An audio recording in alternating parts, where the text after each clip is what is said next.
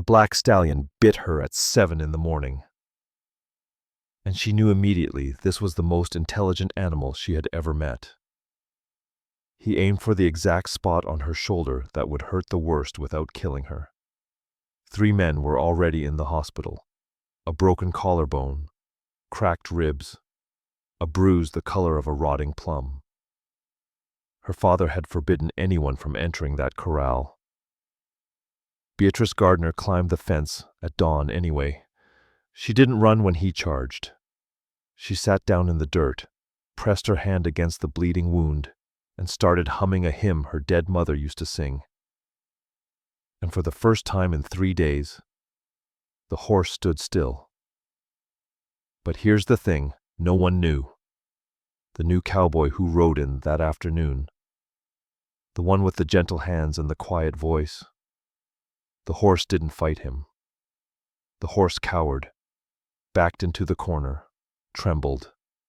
Because this man and this stallion shared a history, and carved into the horse's shoulder, hidden beneath his mane, was a scar in the shape of a letter, cut not with an iron, but with a heated knife.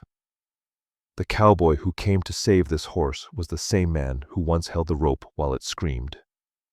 Welcome to Cowboy Dusk channel, where the last light reveals the truest stories. This channel is your refuge for tales of redemption, wild hearts, and love forged under western skies. If the frontier speaks to your soul, you've found your place.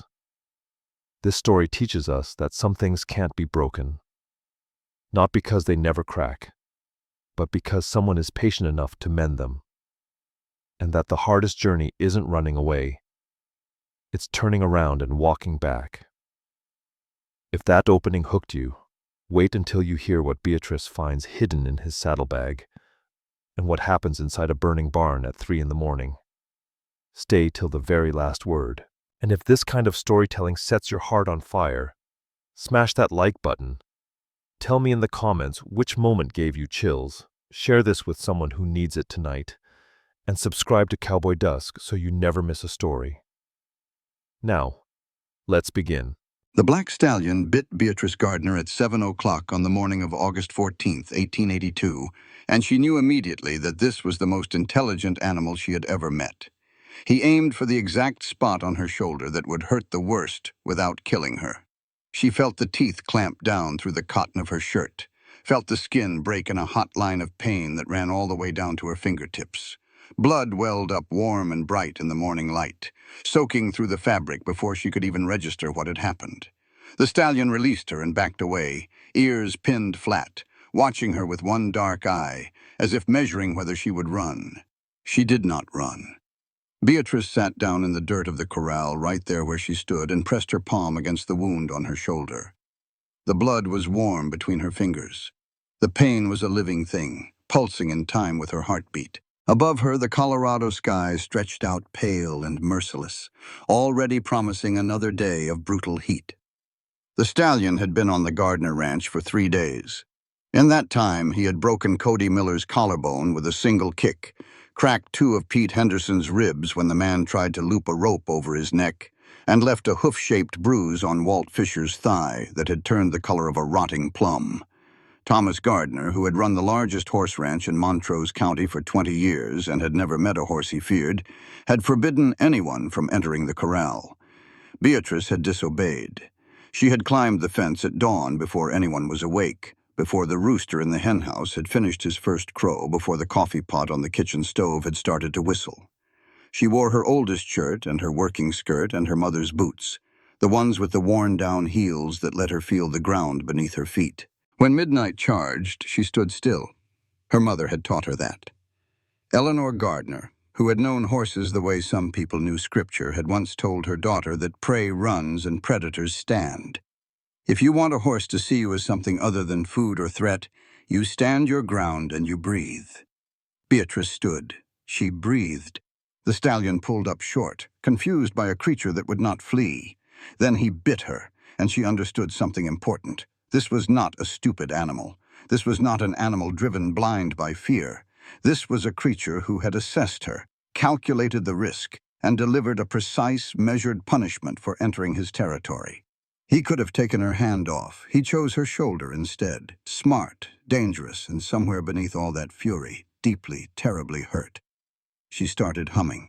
The sound came out of her before she decided to make it, rising from some place in her chest that remembered things her mind had tried to forget.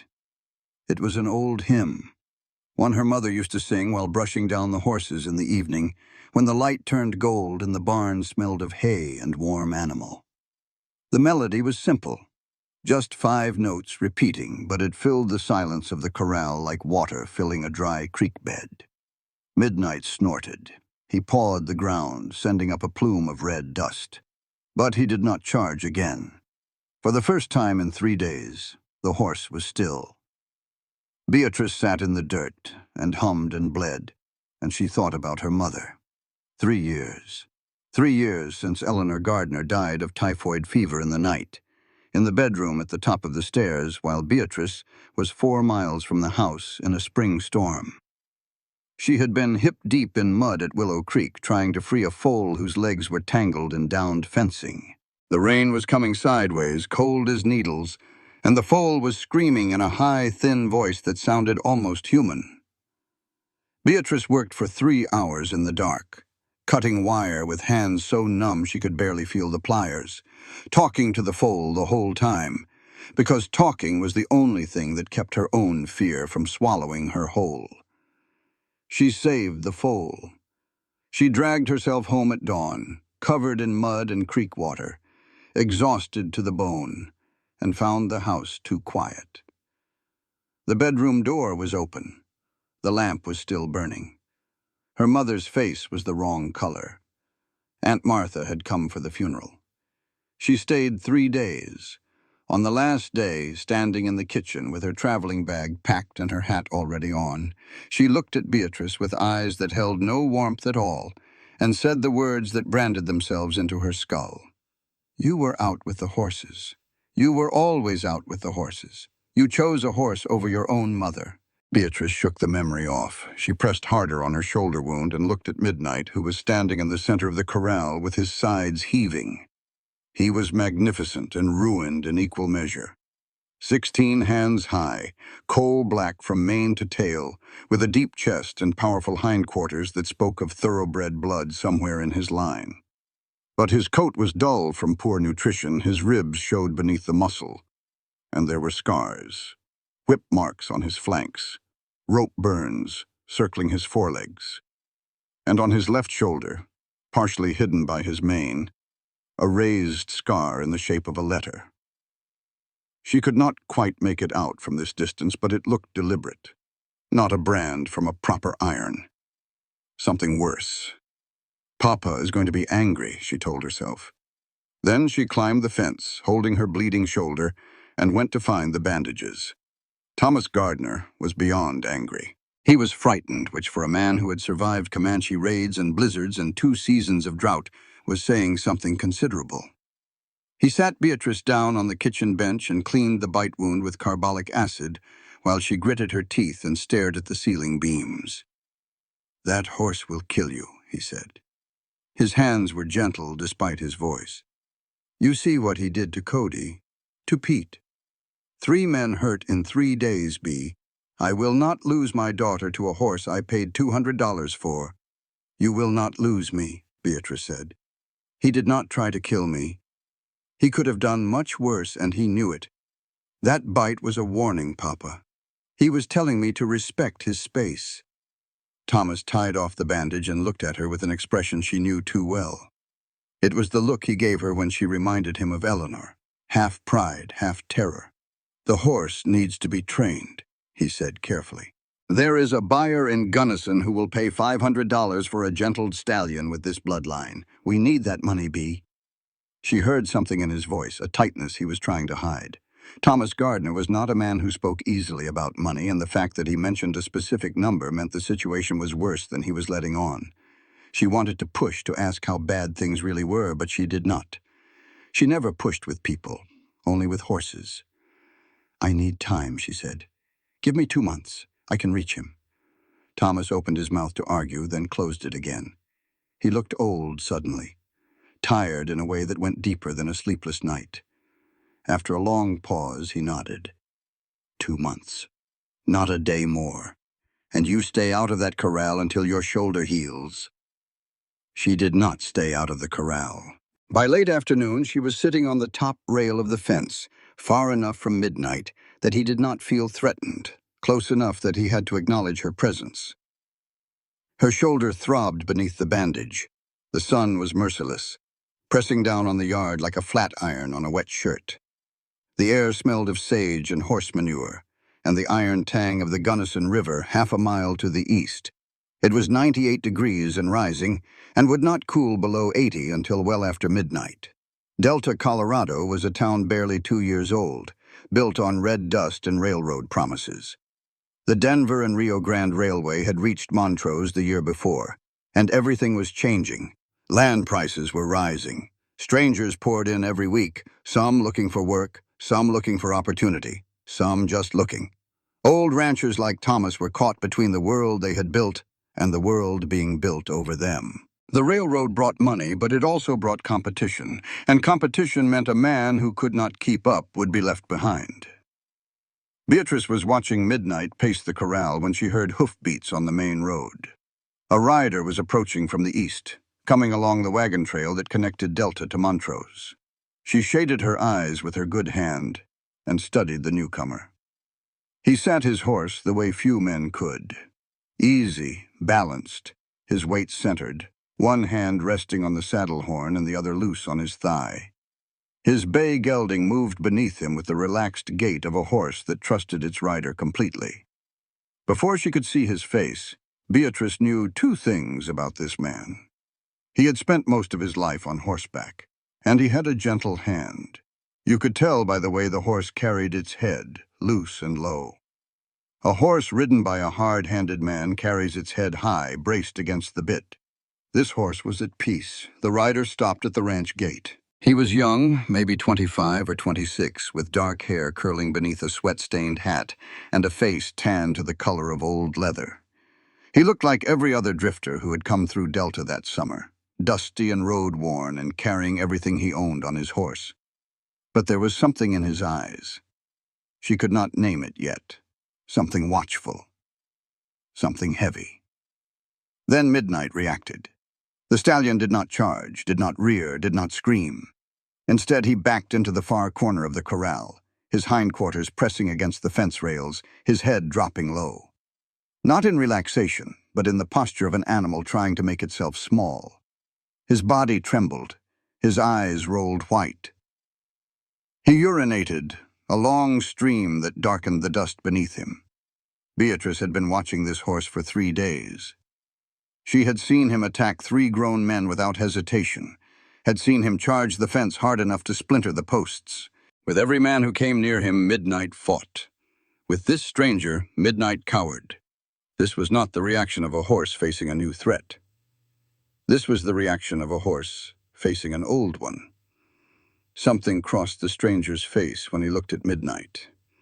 Too fast for Beatrice to read, there and gone like a cloud shadow racing across a field. Then he looked at her, tipped his hat, and asked if Thomas Gardner was hiring. Her voice was cold when she answered. She did not know why she disliked him on sight. She only knew that Midnight's terror had infected her, and every instinct she trusted, every instinct her mother had taught her, was telling her that this man and this horse shared a history, and that history was not kind. "He is up at the main house," she said, "but I would not count on being hired. We are particular about who we take on." The stranger nodded. "Fair enough." He touched his hat brim again and turned his bay toward the house, and Beatrice watched him go with a coldness settling in her chest that had nothing to do with the evening air. She told her father not to hire the stranger. Thomas hired him anyway because 3 men were injured and the ranch could not afford to turn away an able body. And because the young man handled his bay gelding with the kind of quiet competence Thomas had not seen in years. That night, lying in bed with her shoulder aching under the bandage, Beatrice heard the stallion screaming in the corral. It was the high, panicked sound of an animal reliving a nightmare, a sound she had never heard him make before. Not rage, not defiance, pure, distilled terror. She pressed her face into the pillow and thought about the way Midnight had backed into the corner, trembling.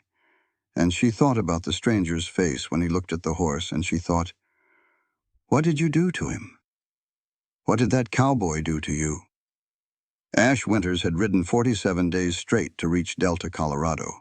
Not for work, not for a fresh start, for a debt he could never repay, owed to a black horse he had helped destroy. He lay in the bunkhouse that first night, listening to the other hands snore and the Colorado wind whistle through the cracks in the wall. And he stared at the ceiling and tried not to think about the look on Beatrice Gardner's face when Midnight cowered. She knew. She did not know the specifics, did not know his name was tied to that horse's suffering, but she knew something was wrong. He had seen it in her eyes, gray and sharp as a blade, watching him the way she probably watched every animal she met. Reading him, measuring. He had not expected her. In his mind, the Gardner Ranch was a destination, a place where the horse called Diablo had ended up after 3 bill of sale transfers across 2 territories. Ash had tracked those sales the way a man follows a blood trail, through livestock auctions in Cheyenne and Rawlins, through a trader in Pueblo who kept sloppy records, and finally to a listing in the Montrose County newspaper advertising a black stallion, 8 years old, thoroughbred Morgan Cross, needs experienced handler. He had expected to find the horse. He had not expected to find a woman sitting on a fence rail with blood soaking through her shirt, humming to the most dangerous animal Ash had ever known, and doing the impossible. She was reaching him. She was... The horse that Silas Clement had spent 2 years beating into madness was standing still for this woman with the bandaged shoulder. And Ash could not understand it because everything he knew about horses, everything Clement had taught him, said it should not work. Stand still. Breathe. Hum a hymn. That was not horse breaking. That was something else entirely. Ash rolled onto his side and reached for his saddlebag, checking for the 100th time that the bill of sale was still there. Folded into quarters, the paper was soft with handling. Silas Clement's name was written in bold ink at the top. Below it, a description of livestock. 1 black stallion, 6 years, branded with initial C on left shoulder. Ash knew that brand. He knew how it had been made. Not with a proper iron, heated in a forge and applied quick and clean the way any decent rancher would do it. Clement used a knife, a skinning knife, heated in a campfire until the blade glowed dull red, and he carved his initial into the horse's shoulder while the animal screamed and thrashed against the ropes. Ash held the halter rope. He held it so tight his palms bled through his gloves. He had told himself a story about it afterward. He always did. He told himself he was protecting the horse by being there, that if he left, someone rougher would take his place, someone who would not even wince when the knife bit flesh. It was a good story. It had the comfortable shape of logic. And it was a lie, and Ash knew it was a lie, and he held the ropes anyway. For 2 years he held the ropes. His mind went back the way it always did, not to a single moment, but to an accumulation of them. Each one a stone dropped into the well of his conscience until the water was black and still and bottomless. The ranch in Texas. His father, Herschel Winters, who could gentle a horse with his voice on good days and break a chair over his wife's back on bad ones.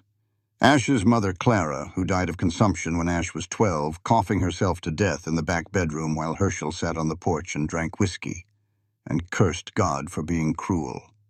After Clara died, the ranch went sideways. Herschel drank more, hit harder. The fences rotted. The stock got thin. Ash was 14 when his father shot the dog.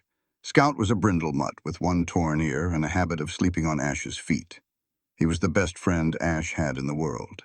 One morning, Scout knocked a whiskey bottle off the porch railing, and Herschel came out of the house with his pistol already drawn. He did not say a word, just pointed the gun at the dog, who was wagging his tail because he did not understand what he had done wrong, and fired. Ash did not cry. He dug the grave behind the barn, wrapped Scout in an old blanket, and buried him while his father went back inside to pour another drink. Standing over that small grave with dirt under his fingernails and a rage in his chest that felt like swallowing fire, Ash made himself a promise. Never stand by while something weaker than you gets hurt. He broke that promise 100 times before he learned to keep it. He left Texas at 18 the day after Herschel drank himself into a stupor and fell into the fireplace, and Ash had to drag him out before the house caught. He saddled his horse, packed his bedroll, and rode north without looking back. Behind him, the ranch crumbled. 6 months later, Herschel died alone, and the land was sold to pay his debts. Ash drifted. Cattle drives out of Abilene. Horse breaking for a cavalry outpost near Fort Laramie. Freighting between Cheyenne and Denver. He was good with horses, better than most, and he could have made a steady life of it if he had been willing to stay in one place long enough to put down roots.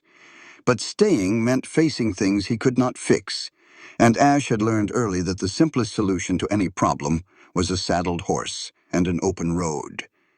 At 23, broke and tired of sleeping on the ground, he took a job with Silas Clement. The Clement Ranch outside Laramie was the biggest horse operation in the Wyoming Territory. 60 head of quality stock, a breeding program that produced animals sought after by the Army and wealthy ranchers from Kansas to California. Good pay, steady work, a real bunkhouse with a stove and a roof that did not leak. The methods turned Ash's stomach from the first day. Clement broke horses the old way, which was really the cruel way dressed up in the language of tradition, roping and choking down, tying legs so the animal could not stand, running them in circles until they were too exhausted to fight. But Clement went further than tradition. He used spurs with rowels filed sharp, digging them into flanks until the blood ran. He whipped horses that bucked, not to correct, but to punish. He starved the ones that would not submit, penning them in stalls too small to turn around and withholding water until they were desperate enough to accept the halter. And he branded his stock with that heated knife, carving his initial into their shoulders because he said, "A knife mark lasts longer than iron, and anyone who sees it knows who owns the animal." Ash held the ropes, every time. He told himself the story. The one about protecting the horses by being present, by being the steady hand on the other end of the line. The lie got easier each time he told it, which should have been a warning. 2 years. 20-some horses broken in ways that had nothing to do with training and everything to do with domination. And then Lily. She was a gray mare, 4 years old, fine-boned and quick. She snapped her right foreleg in a corral that was too small and too crowded because Clement was too cheap to build proper facilities. The sound was like a rifle shot. Lily went down screaming, her leg bent at an angle that made Ash's vision blur. Clement came out of the barn with his pistol. He did not put the mare down clean. He shot her in the gut, a gut shot, and walked away while she thrashed and screamed. He walked away. Ash heard him whistling as he crossed the yard. Ash put Lily down himself, one shot between the eyes, the way it should have been done from the start. Then he went to the bunkhouse, packed his saddlebag, and stopped at Clement's office on the way out. He took the bill of sale ledger, the one that documented every horse Clement owned, and he rode out that night. Behind him, the gray mare's body cooled in the dirt, and Ash made himself the same promise he had made at 14, standing over a dog's grave. This time he meant to keep it. He tracked the black stallion. Diablo, Clement had called him. Through 3 sales across 2 territories, following a paper trail of livestock receipts and auction records. It took him 47 days of riding, asking questions in dusty towns, sleeping under stars, eating when he remembered to, until the trail led to Delta, Colorado, and a ranch owned by a man named Thomas Gardner. Now he was here, and the woman with the bandaged shoulder was already suspicious. The next morning, Ash met Thomas Gardner properly. The old rancher was shrewd-eyed and direct. The kind of man who said what he meant and did not waste words on pleasantries. He asked where Ash had worked before. Ash said ranches up north, here and there, keeping his answers vague the way he had learned to do. Thomas hired him because he needed the hands, and because Ash demonstrated, in a brief session with the ranch horses, the kind of quiet competence that came from years of practice. That afternoon, Ash rode into Delta for supplies. The town was small, a single main street flanked by wooden buildings that still smelled of fresh-cut lumber. A general store, a post office, a smithy, a church, and a saloon. The saloon was called the Silver Dollar, and behind its bar stood a woman named Dottie Marsh. Dottie was 55 years old, with steel-gray hair pinned up in a style that had been fashionable 20 years ago, and a face that had seen everything and forgiven very little. She poured Ash a whiskey without being asked and studied him while he drank it. "New in town," she said. It was not a question. Just arrived. Working at the Gardner place. Dottie nodded. Good people, the Gardners. Thomas is as honest as the day is long, and his daughter has more backbone than half the men in this county. She tilted her head. Where did you ride in from? Ash gave his standard answer. Here and there, worked ranches up north. Dottie's eyes did not change. She had been measuring men for 30 years, first in a profession that required such measurement for survival, and now from behind a bar where the same skill served a different purpose. She picked up a glass and began polishing it. Small town, son, she said. Secrets do not keep long. She said it lightly. It landed heavy. That evening, Ash stood near the barn and watched Beatrice sit outside Midnight's corral. She was on the top fence rail again, her bandaged shoulder a white flag in the fading light. She was humming, the same hymn he had heard that morning, low and steady and patient. Inside the corral, the stallion had stopped pacing. His ears were forward, not pinned back. He was listening. Ash watched, and something broke open in his chest. What she was doing was the exact opposite of everything he had learned under Silas Clement. No rope, no force, no domination. Just a woman sitting in the heat, humming a hymn, bleeding through her bandage, and waiting for a broken animal to decide she was safe. And it was working. The realization hit him like a fist to the sternum. Everything he had done in Wyoming was wrong. Not just morally wrong, which he had always known in the part of his heart he tried not to listen to. It was technically wrong.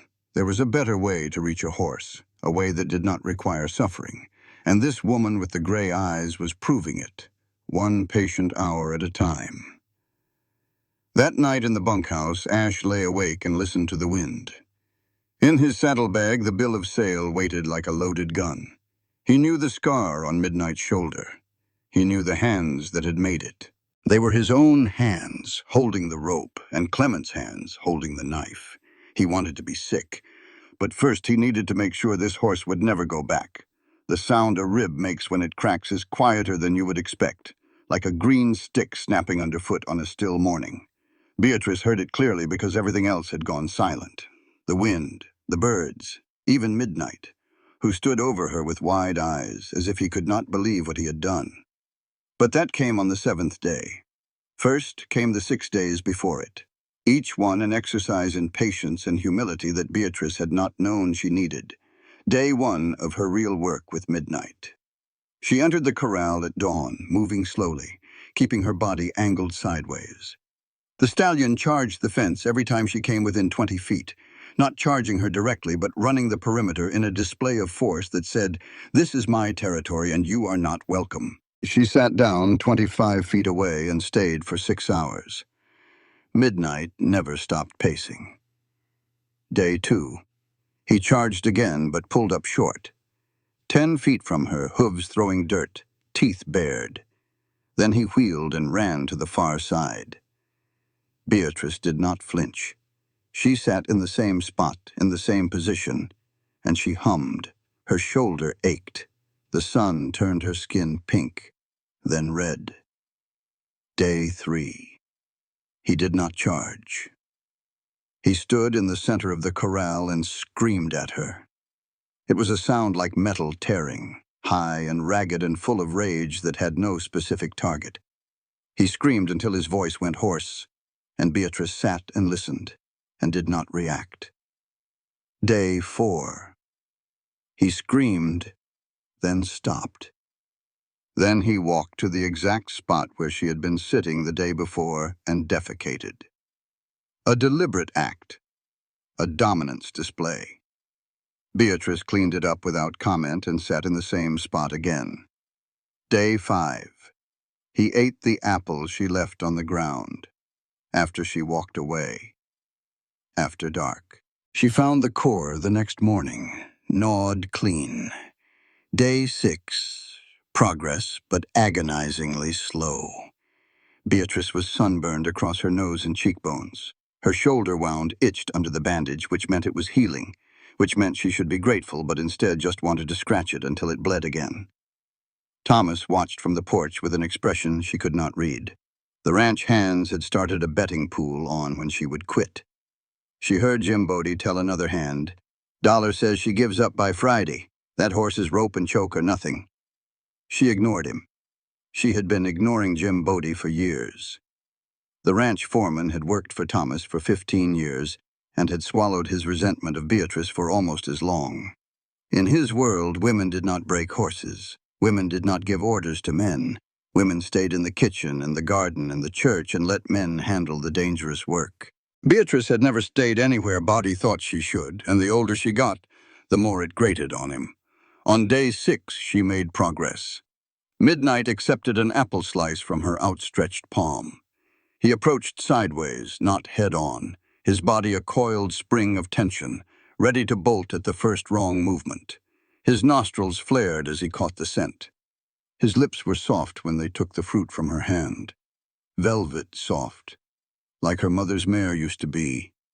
That touch, that moment of contact, flooded Beatrice with a warmth that she recognized as dangerous. She was projecting. She knew she was projecting. The horse had accepted food from her hand because he was hungry and she had been patient. That was not trust. That was appetite overcoming caution, a critical difference that any experienced trainer would recognize. But Beatrice was not thinking like a trainer on day 6. She was thinking like a woman who had spent 3 years pouring all her love into animals because animals were safe. Animals did not die in the night while you were saving a foal in the rain. Animals did not leave you with a guilt so heavy you could feel it pressing on your chest every morning when you woke up. Animals you could control. Animals you could read. Animals you could save. She was thinking like a woman who needed this horse to trust her because if he did, it would mean she was not broken. It would mean her gift was real. It would mean her mother's death had not taken the best part of her along with it. Day 7. Beatrice entered the corral with confidence she had not earned. Midnight was standing in the center, his head low, his weight shifted to one hip in a posture that looked like relaxation. She approached with apple slices in her pocket and her heart beating fast and her mind telling her what she wanted to hear instead of what was true. He took the apple from her palm. She stepped closer. He did not move. She raised her hand toward his neck slowly, giving him time to see it coming, but not enough time, not nearly enough time. She was moving on her schedule, not his. She was reaching for the horse she wanted him to be instead of the horse he was. Midnight exploded. He spun, hindquarters whipping around with the speed and force of a thing that weighed 1,200 pounds and had spent years fighting for its life. His hip caught Beatrice in the ribs. She heard the crack, that quiet green stick sound. And then she was flying backward into the fence rail, and then she was on the ground and she could not breathe. Pain whited out her vision. The sky above her was a searing blue blank. Dust settled on her face. Somewhere far away she could hear Midnight snorting, pacing, his hooves thundering on the packed earth. And she knew she should be afraid because she was on the ground in a corral with a panicked 1,200-pound animal and she could not move. But the pain was so total and so consuming that fear could not find purchase. Then a voice, low, calm, coming from near the gate. Back, back, not shouted, almost whispered. 2 syllables spoken in a tone that carried no threat, no urgency, just quiet authority. And Midnight responded. The thunder of hooves stopped.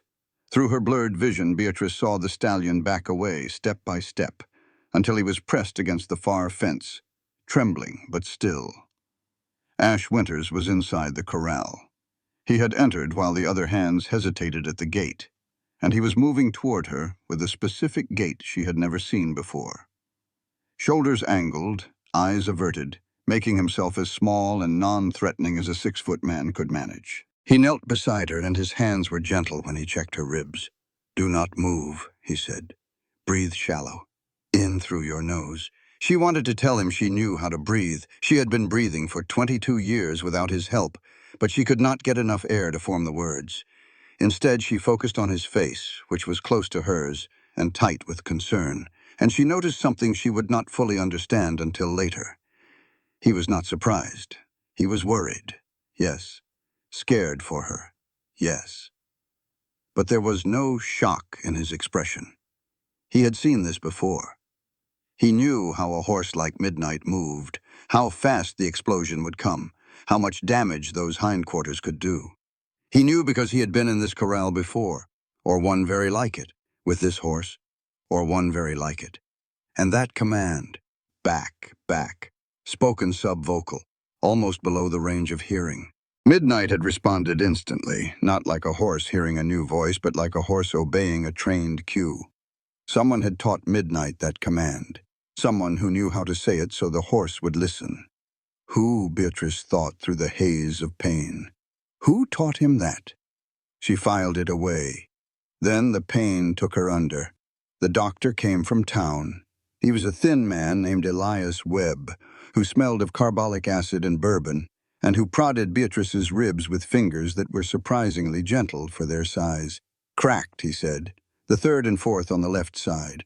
Not broken clean through, which is a blessing. 3 weeks minimum. No riding, no heavy lifting, no climbing fences to sit with dangerous horses. Thomas was frightened and furious in equal measure. He paced the kitchen while Beatrice lay on the bench with a pillow under her head and a cold cloth on her forehead, and he told her he was selling Midnight. I will not watch that animal kill my daughter, he said. I will sell him to the rendering plant in Montrose.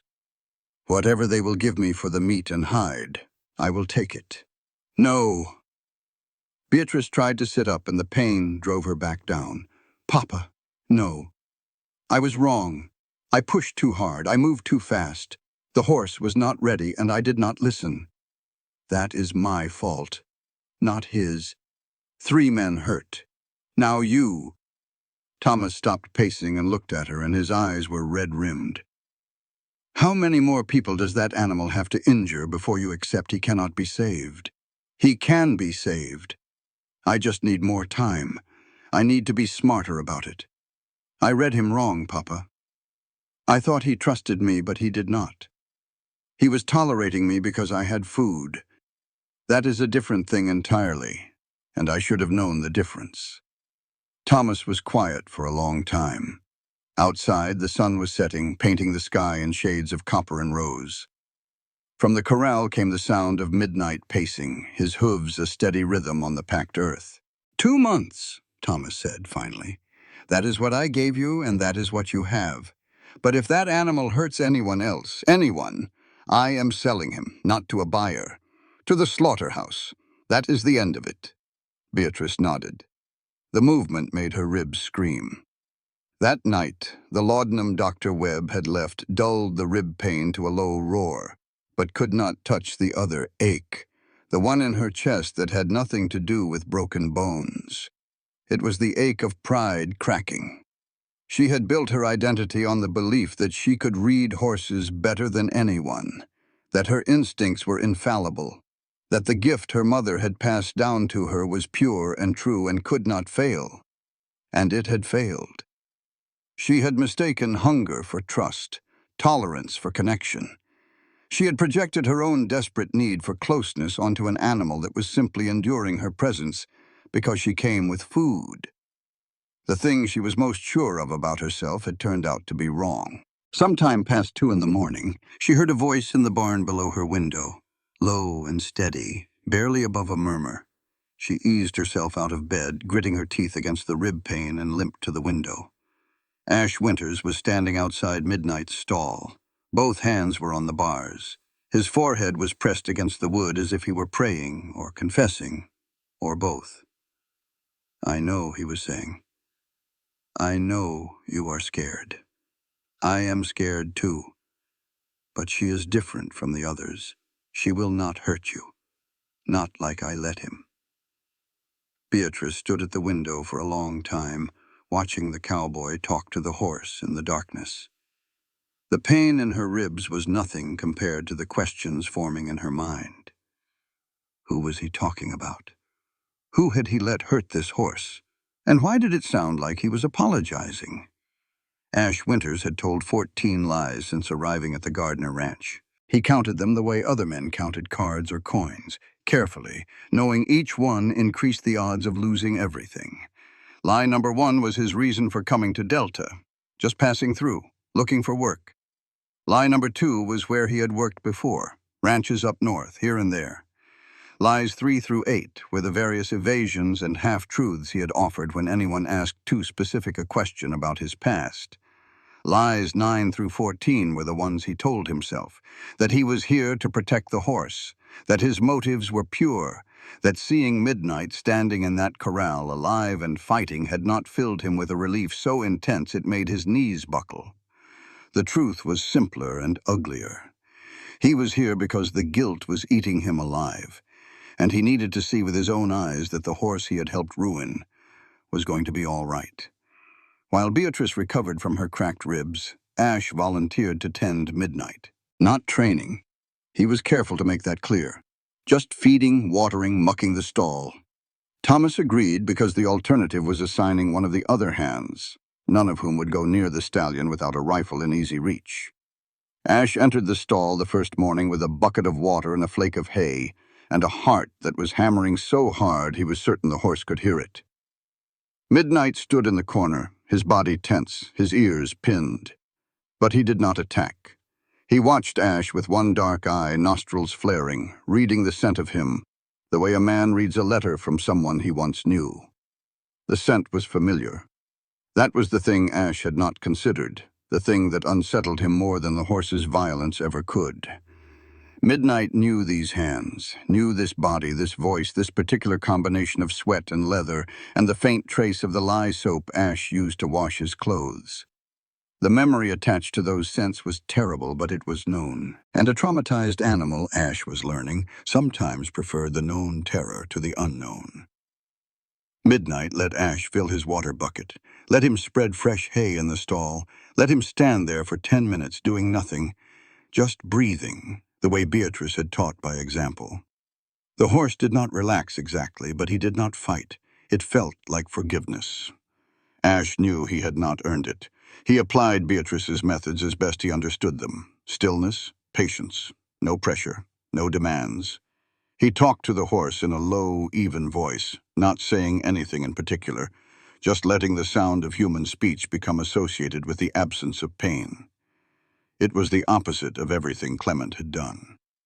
In Clement's barn, a human voice meant commands, and commands meant obedience, and failure to obey meant suffering. In Midnight's stall at the Gardner Ranch, Ash was trying to build a new association. Human voice equals safety. Human presence equals peace. It was on the 3rd morning that he made the mistake with the name. He was filling the water bucket, not thinking, his mind wandering through the fog of early morning fatigue, and the word slipped out before he could catch it.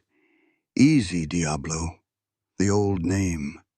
The name Clement had given the black stallion as a yearling. The name that had been shouted and snarled and spat during 2 years of systematic abuse. The name the horse associated with pain. Midnight's ears pinned flat. His body went rigid. He backed away from the bucket, pressing himself against the wall, and the fear in his eyes was so pure and so total that Ash felt it like a physical blow. Easy, Midnight, he corrected quickly. Easy, boy. The new name. The good name. The name Beatrice had given him. The name that meant something different. Midnight's ears came forward slowly, tentatively. He relaxed by degrees, one muscle at a time, until he was standing normally again. But the damage of that single word, that 2-syllable slip, was a reminder of how fragile this process was. How many wrong things were stored in this animal's memory, waiting to be triggered. Ash did not realize anyone had heard. But Dottie Marsh was standing 10 feet away, just inside the barn door, holding a pot of soup she had brought for Beatrice. Dottie heard the name. She filed it away the way she filed away everything, in the mental ledger of a woman who had survived by paying attention. That evening, Beatrice emerged from the house for the first time in 3 days. She moved carefully, one hand pressed against her left side, her face drawn with pain she was trying not to show. She made it to the porch and sat down in the rocking chair and looked out at the ranch with the expression of a woman who was going stir-crazy. Ash brought her a plate of food. He did not know why he did it. The cook usually handled meals for the family, and it was not his place. But he carried the plate up the porch steps and set it on the railing beside her and said, "You need to eat. You will not heal if you do not eat." Beatrice looked at him with those gray eyes, measuring, calculating. She was reading him the way she read horses, and Ash had the uncomfortable feeling that she was seeing more than he wanted to show. "You handle midnight well," she said. "Better than the other hands. Better than you should, given you only just arrived. How do you know how to move around him like that?" Ash had prepared for this question. "I worked for a man who broke horses up in Wyoming," he said. "That part was true. He taught me everything I know about handling them. Also true. And all of it was wrong. Still true, technically, though the weight of what he was omitting made the truth feel like the worst lie of all." Beatrice studied him for a long moment. Then she picked up her fork and started eating. "Tell me about it," she said. "Tell me what he taught you that was wrong." Ash sat down on the porch step, his back against the railing, and talked. He told her about the old methods: rope and choke, tying legs, running horses to exhaustion. He told her about spurs used until blood ran and whips applied not for correction but for punishment.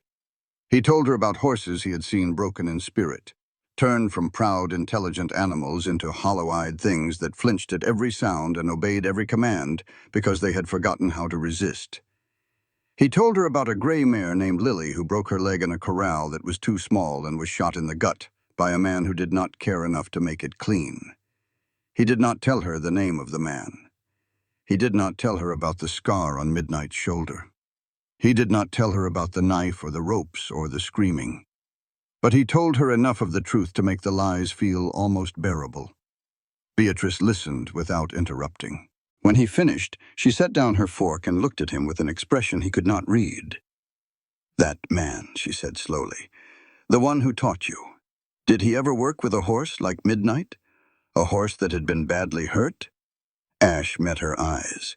The urge to confess was so strong it was like a physical pressure in his throat, pushing the words up toward his mouth. He swallowed them down. "He worked with a lot of horses," Ash said. "Most of them ended up worse than when they started." Beatrice nodded as if this confirmed something she already suspected. Then she said something that hit him harder than any accusation could have. "You are trying to undo what he taught you. I can see it in the way you move around Midnight. You know the old methods, but you are fighting them. Fighting the instinct to grab and hold and force. That is harder than learning something new. Unlearning is always harder." Ash could not speak for a moment. He looked away, out at the corral where Midnight was standing in the evening light, his black coat gleaming like wet stone. "Yes," he managed, "that is what I'm trying to do." "Then keep trying," Beatrice said. And her voice, for the first time since he had arrived at the ranch, held no hostility. Not warmth, exactly, but the absence of cold. The storm came that night.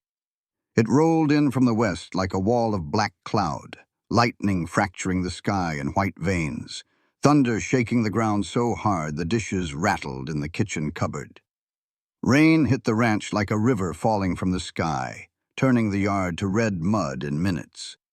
Ash was in the barn when the lightning struck the cottonwood tree near the corral. The crack was enormous, louder than any rifle, and the old tree split down the middle and fell directly onto the fence. The impact smashed through the rails like they were matchsticks, and suddenly there was a 12-foot gap in the corral wall, and Midnight was through it and running before the echo of the thunder faded. Ash had his bay saddled in 2 minutes. He was heading for the barn door when Beatrice appeared, soaked to the skin, her hair plastered to her face, one arm pressed against her cracked ribs.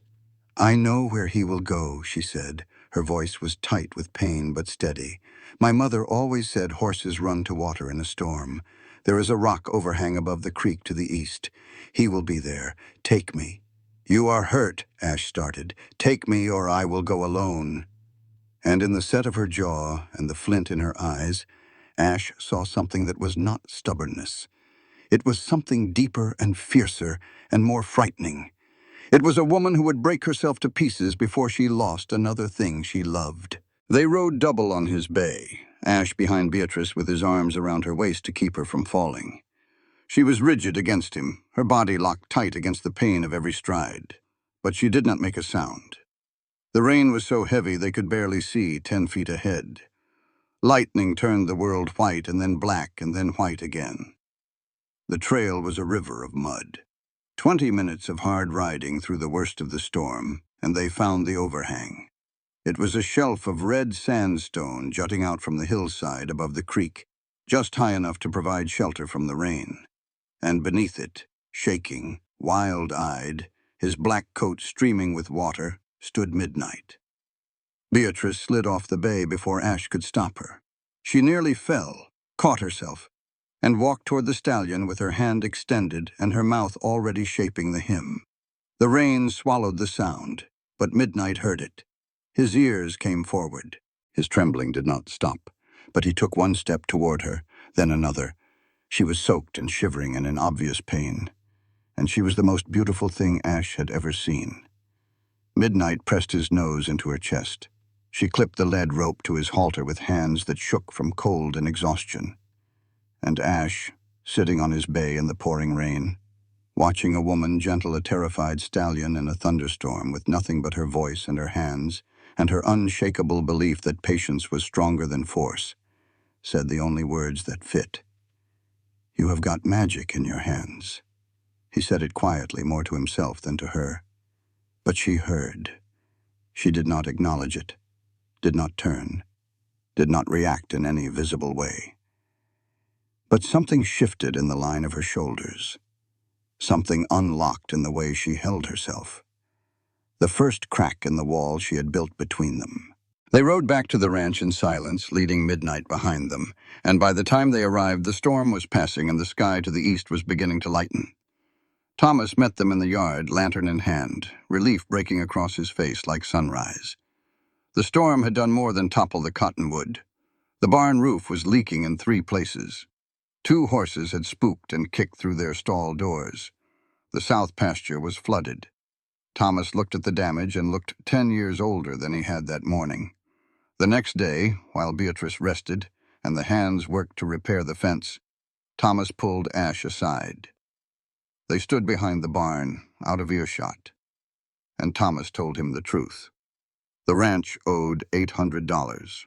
2 bad winters, a cattle disease that had killed half their stock in 80, and a failed investment in mining shares had drained everything Thomas had saved. The bank wanted payment by spring. Midnight was the only asset valuable enough to make a difference. A trained stallion with thoroughbred bloodlines could fetch $500 from the right buyer, or generate thousands in stud fees over the years. If Beatrice could not gentle him in 2 months, Thomas would lose the ranch, the house, the land, everything he and Eleanor had built. "I have not told Bea," Thomas said. His voice was rough. "She has enough weight on her without this. But you should know what is at stake, Winters. If that horse cannot be trained, we are finished." Ash stood in the shade behind the barn and felt the weight of 2 secrets settle onto his shoulders. His past with Clement, Thomas's financial ruin, both of them pressing down on him like stones. That evening he wrote a letter. He used a name that was not his, addressed it to a woman in Cheyenne, Wyoming, not a lawyer, not a lover. Nora Calloway, the cook from Clement's ranch. The quiet one who kept a ledger in her mattress because she had learned young that the powerless survive on evidence. "Nora," he wrote, "I need to know if Clement is looking for the black horse, and if he is, which direction he is riding." He sealed the letter, rode to town, and posted it at the Delta post office before he could change his mind. On the way back, passing the Silver Dollar Saloon, he saw Dottie Marsh locking the front door for the night. She watched him pass without speaking, but the look in her eyes said she was thinking hard about something. "That cowboy," Dottie said to the empty street after he was gone, "has the look of a man running toward something and away from it at the same time." Beatrice returned to Midnight's stall after 3 weeks of forced rest, ribs still aching with every deep breath, and found the impossible. The black stallion was letting Ash stroke his neck. She stood in the barn doorway and watched. The light was gray and early, filtering through the gaps in the walls in long, dusty beams. Ash was standing inside the stall, one hand on the rail, the other moving slowly along the curve of Midnight's neck. The horse was tense. His muscles were tight beneath the skin, and his ears flickered between forward and sideways, not fully at ease. But he was allowing it. He was standing still and allowing a man to touch him. This was the horse that had tried to kill every man who came near him. 3 ranch hands injured, teeth bared and hooves striking the air with lethal precision every time a male voice came too close. And yet here was Ash Winters, running his hand along the stallion's neck as if it were the most natural thing in the world. It should not have been possible. If Midnight's violence toward men was born from abuse by a man, as Beatrice believed, then the horse should fear all men equally. Random men, familiar men, gentlemen, rough men. The trauma would not discriminate.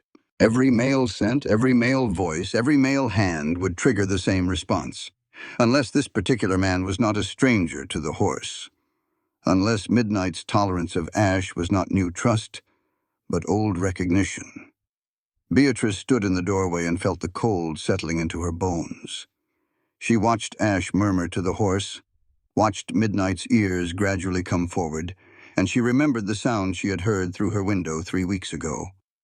Ash talking to the stallion in the dark. "I know you are scared. I am scared too. Not like I let him."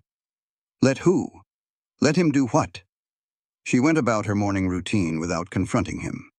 She had learned patience from horses, and she applied it now to the man who confused her. She would watch. She would wait.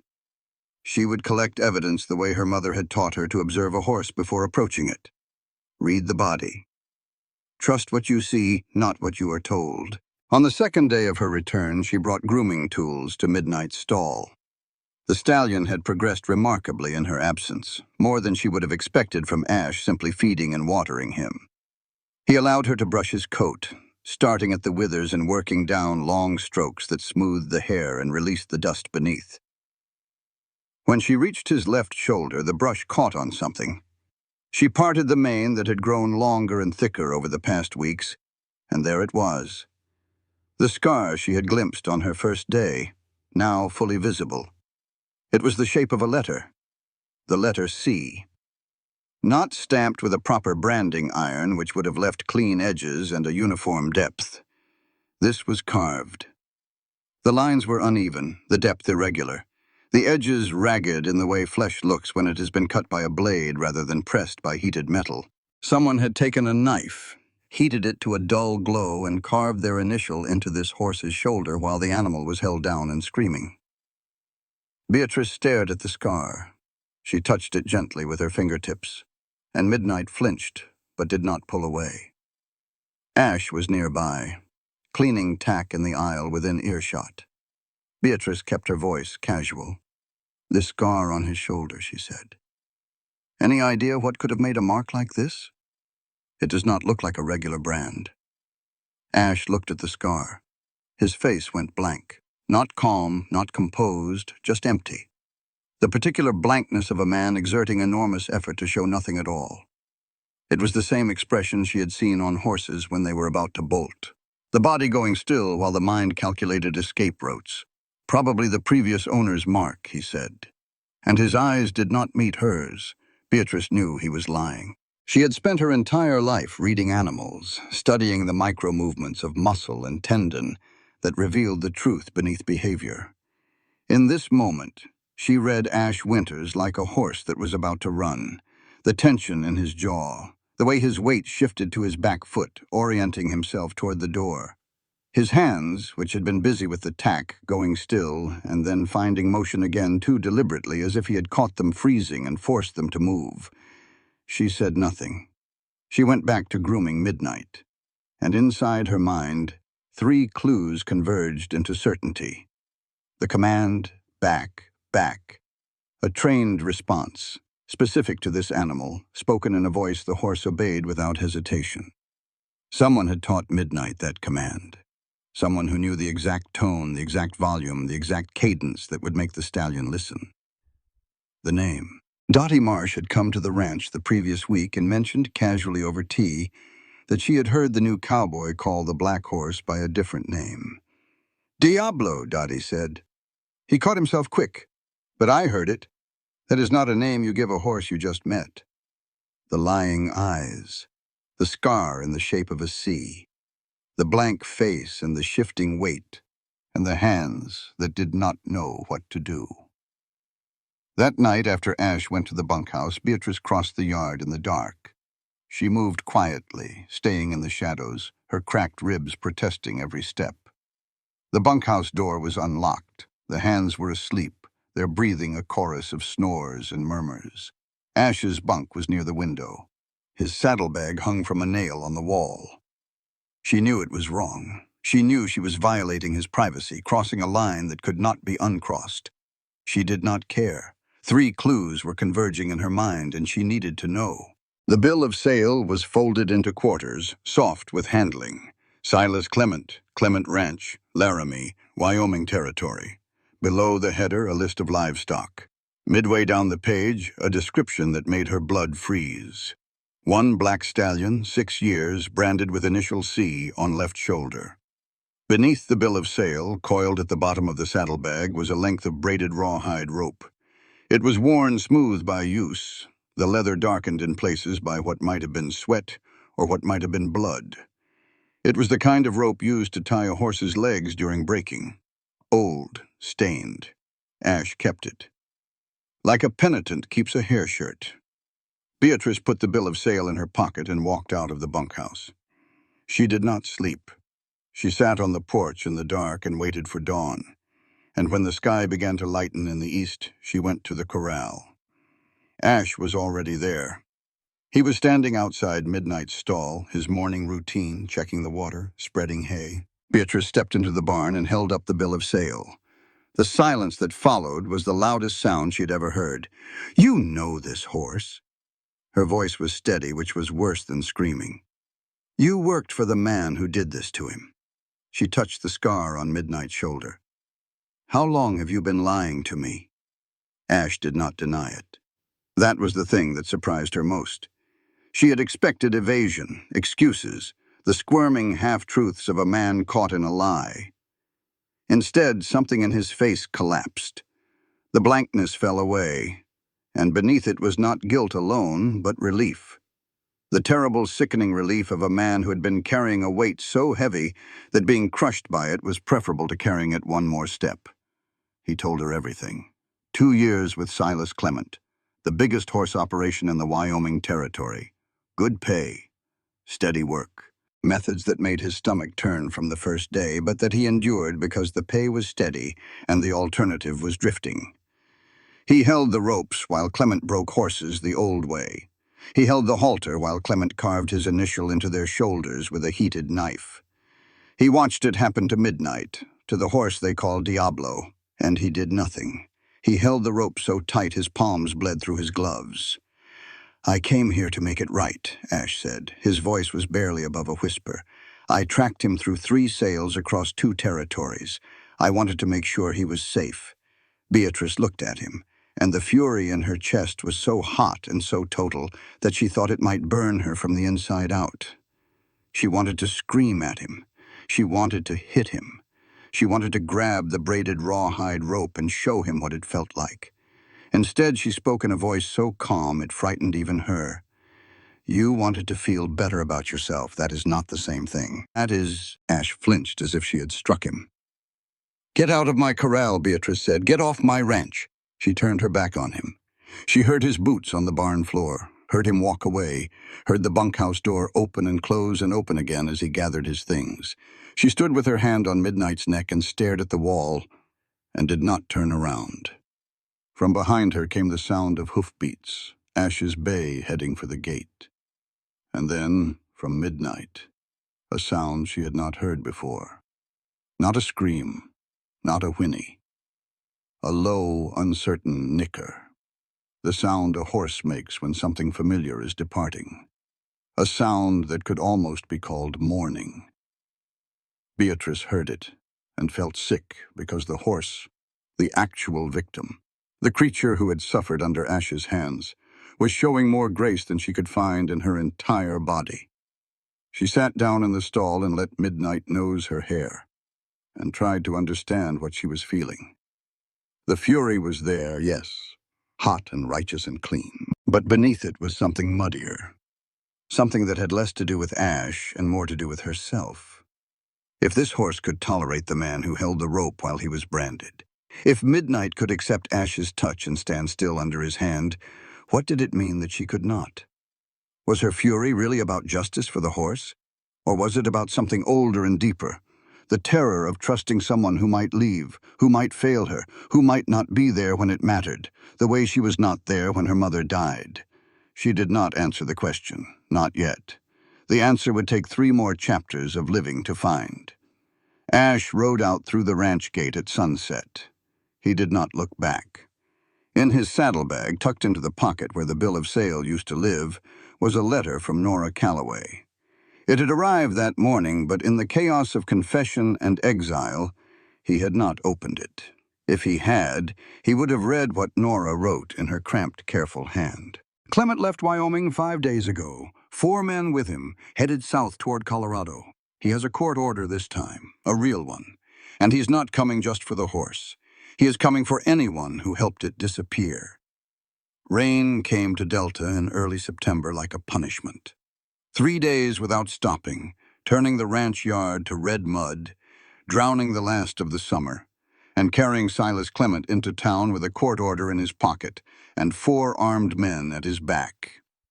Beatrice heard about it from Thomas, who heard about it from Sheriff Crawford, who had met the Wyoming rancher at the edge of town and been shown a document stamped and sealed by a territorial judge in Cheyenne. The document was legitimate. The signatures were real. The law, as far as anyone could tell, was on Clement's side.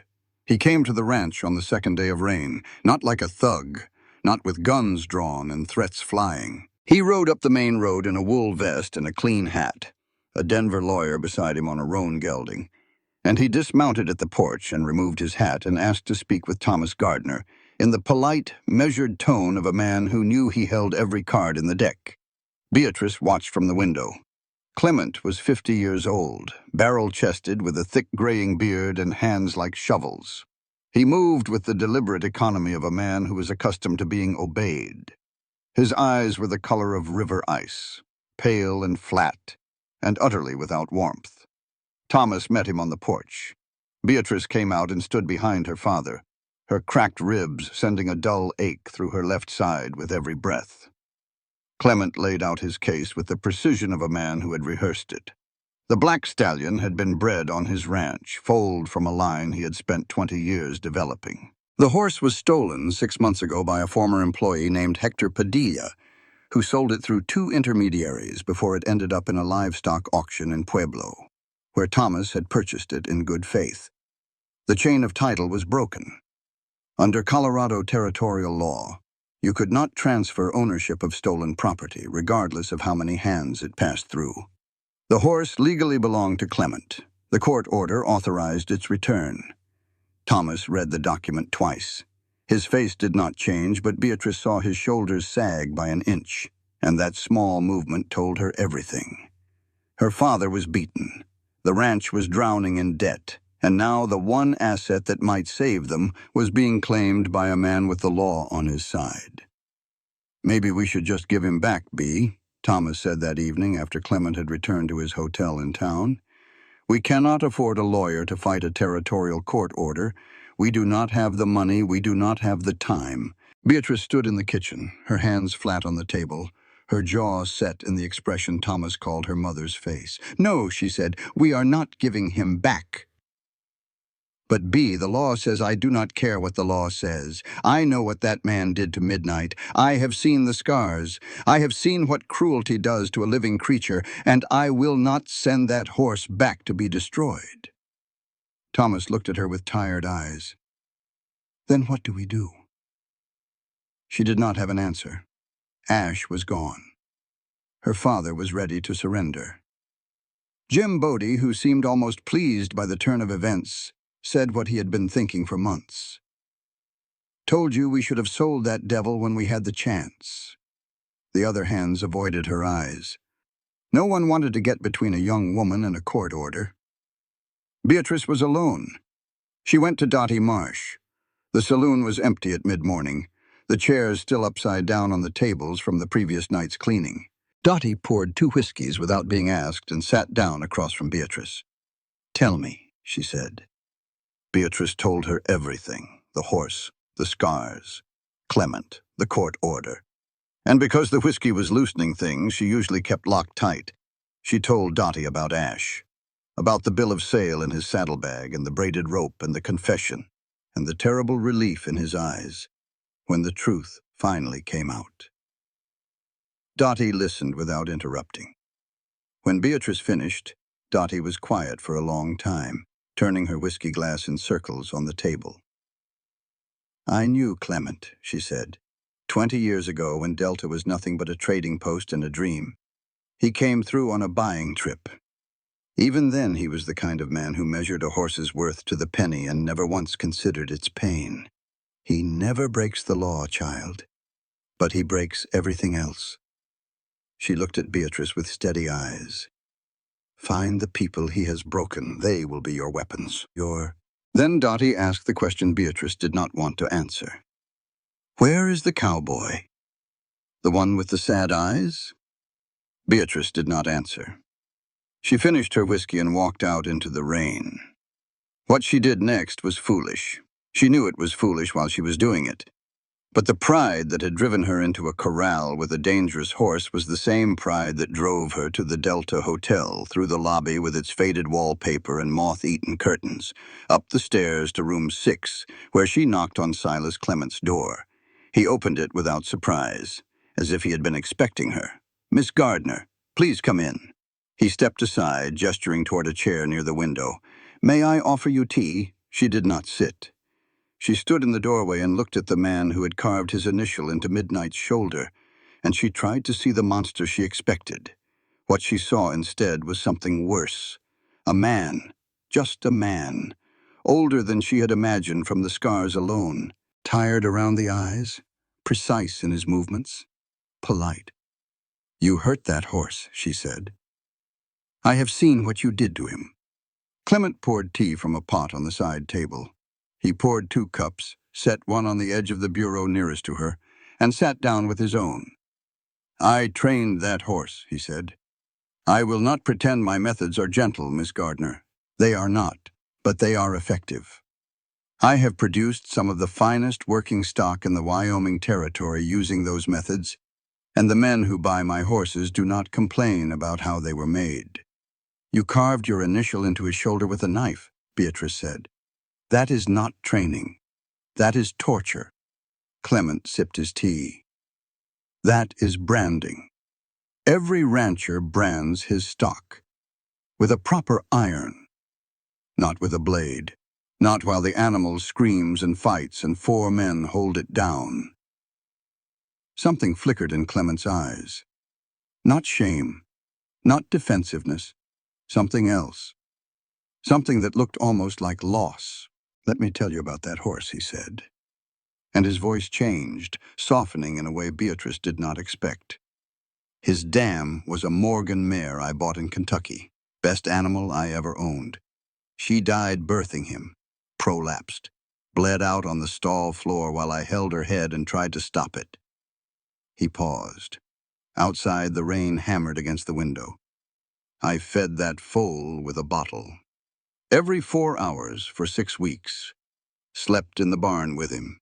Named him Diablo because even as a yearling he had fire in him, more spirit than any horse I had ever seen.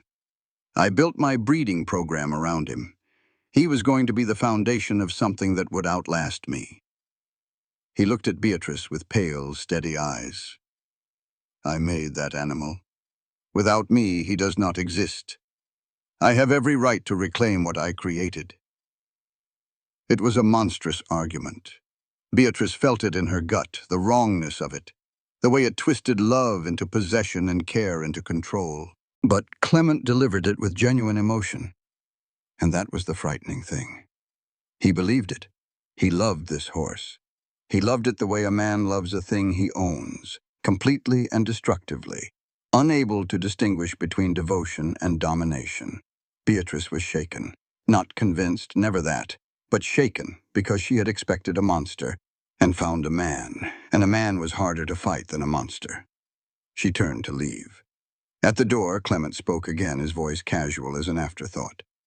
"By the way, Miss Gardner, did your cowboy ever tell you what happened at Red Creek? Ask him, if you can find him." She walked out without responding. But the words buried themselves in her mind like splinters, working deeper with every step. That night, she sat outside Midnight's stall in the dark barn, listening to the rain and the horses breathing.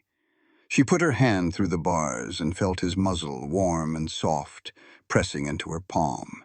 "I am not going to let him take you," she whispered, "but I do not know how to stop it. For the first time in my life, I do not know what to do." It was the first time Beatrice Gardner had admitted powerlessness since her mother died. The shell of control she had maintained for 3 years, the fierce, rigid certainty that she could fix anything if she just worked hard enough and cared deeply enough, cracked in the darkness of that barn. And what came through the crack was not weakness. It was something rawer and more honest than she had allowed herself to feel in a very long time. She did not hear Jim Bodie standing outside the barn door. She did not see him pull a card from his vest pocket, cream-colored heavy stock with the name S.R. Clement printed in black ink. She did not see him turn it over and read the handwriting on the back. $50 in clear passage. The stall door at midnight. She did not see him tuck the card away and walk into the darkness with his mind already made up. The old man in the Montrose saloon was drunk enough to tell the truth, which is the only kind of drunk that is useful. He told Ash about a dog he had left behind 30 years ago, and without meaning to, he changed the course of 3 lives. Ash had ridden 30 miles from Delta. He was in Montrose, a larger town, more anonymous, easier to disappear from. He could keep going south to Durango, west to Utah, north to Wyoming, though Wyoming meant Clement's territory and Clement's reach. The whole compass was open to him. Every direction led away from the woman whose eyes had held no forgiveness, and the horse whose nicker had sounded almost like grief. He was free. The word tasted like ashes in his mouth. He went into a saloon that was not Dottie's kind. Rougher, dirtier, smelling of spilled beer and sawdust, and the particular sourness of men who had given up on impressing anyone. He ordered whiskey and sat in a corner and tried to convince himself that leaving was the right thing. Beatrice told him to go. He went. He respected her wishes. That was the honorable thing. The lie tasted like copper. The old man sat down uninvited. He was 60 or 70, hard to tell, with a face like a dried apple and hands that shook when he lifted his glass.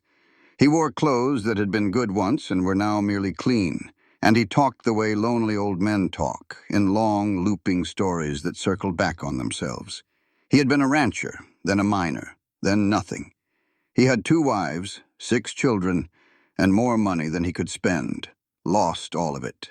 The details did not matter. What mattered was the dog. "Had a dog when I was young," the old man said. "Best dog in the county. Brown and white. Clever as a whip. When I left home at 20, I could not take him with me. Told myself someone else would look after him. Nobody did. The old man drank. His eyes were wet, but it might have been the whiskey. He waited by the gate for me. Every day. That is what the neighbor told me years later. Every morning that dog would walk to the front gate and sit there and wait for me to come home. He did it until the day he died." Silence. The saloon noise filled the space around them, voices and glass and the scrape of chairs. "I have had 2 wives," the old man repeated. 6 children. More money than I could spend. Lost all of it. But the thing that keeps me awake at night is that dog. Not because he was the most important thing I ever had, because he was the first thing I abandoned. After that, leaving got easier, every time." The old man shuffled away. Ash sat in the corner with his whiskey untouched and thought about every time he had run. From his father's ranch, from 3 jobs, from a woman named Ruth in Dodge City who had asked him to stay, who had stood on the porch of her boarding house with her arms crossed and her eyes bright with tears and said, "You do not have to keep running, Ash. You can stop here, with me." He saddled up the next morning and was gone before she woke. He told himself it was for her own good. He told himself she deserved better. He told himself he was no good at staying. Each departure was easier than the last. Each one hollowed him out a little more. Each one confirmed the story he told himself about who he was. A drifter, a man who moved on, a man who could not be held. If he rode away from Delta, he would become his father. Not the drinking, not the violence, but the core of it, the abandonment. Herschel Winters had abandoned his wife to her illness, his son to his loneliness, his ranch to its ruin, and finally himself to the bottle. He did not leave in a single dramatic departure. He left one small surrender at a time, each one easier than the last, until there was nothing left of him but a body in a chair, and a glass that was never empty and never enough. Ash reached into his saddlebag and found the letter from Nora. He had forgotten about it in the chaos of confession and exile. The envelope was crumpled now, the ink slightly smeared from rain. He opened it. Nora's handwriting was cramped and careful, the penmanship of a woman who had taught herself to write from a borrowed Bible. Clement left Wyoming 5 days ago. 4 men with him, headed south toward Colorado. He has a court order this time, a real one signed by Judge Haskell in Cheyenne. He is not coming for just the horse.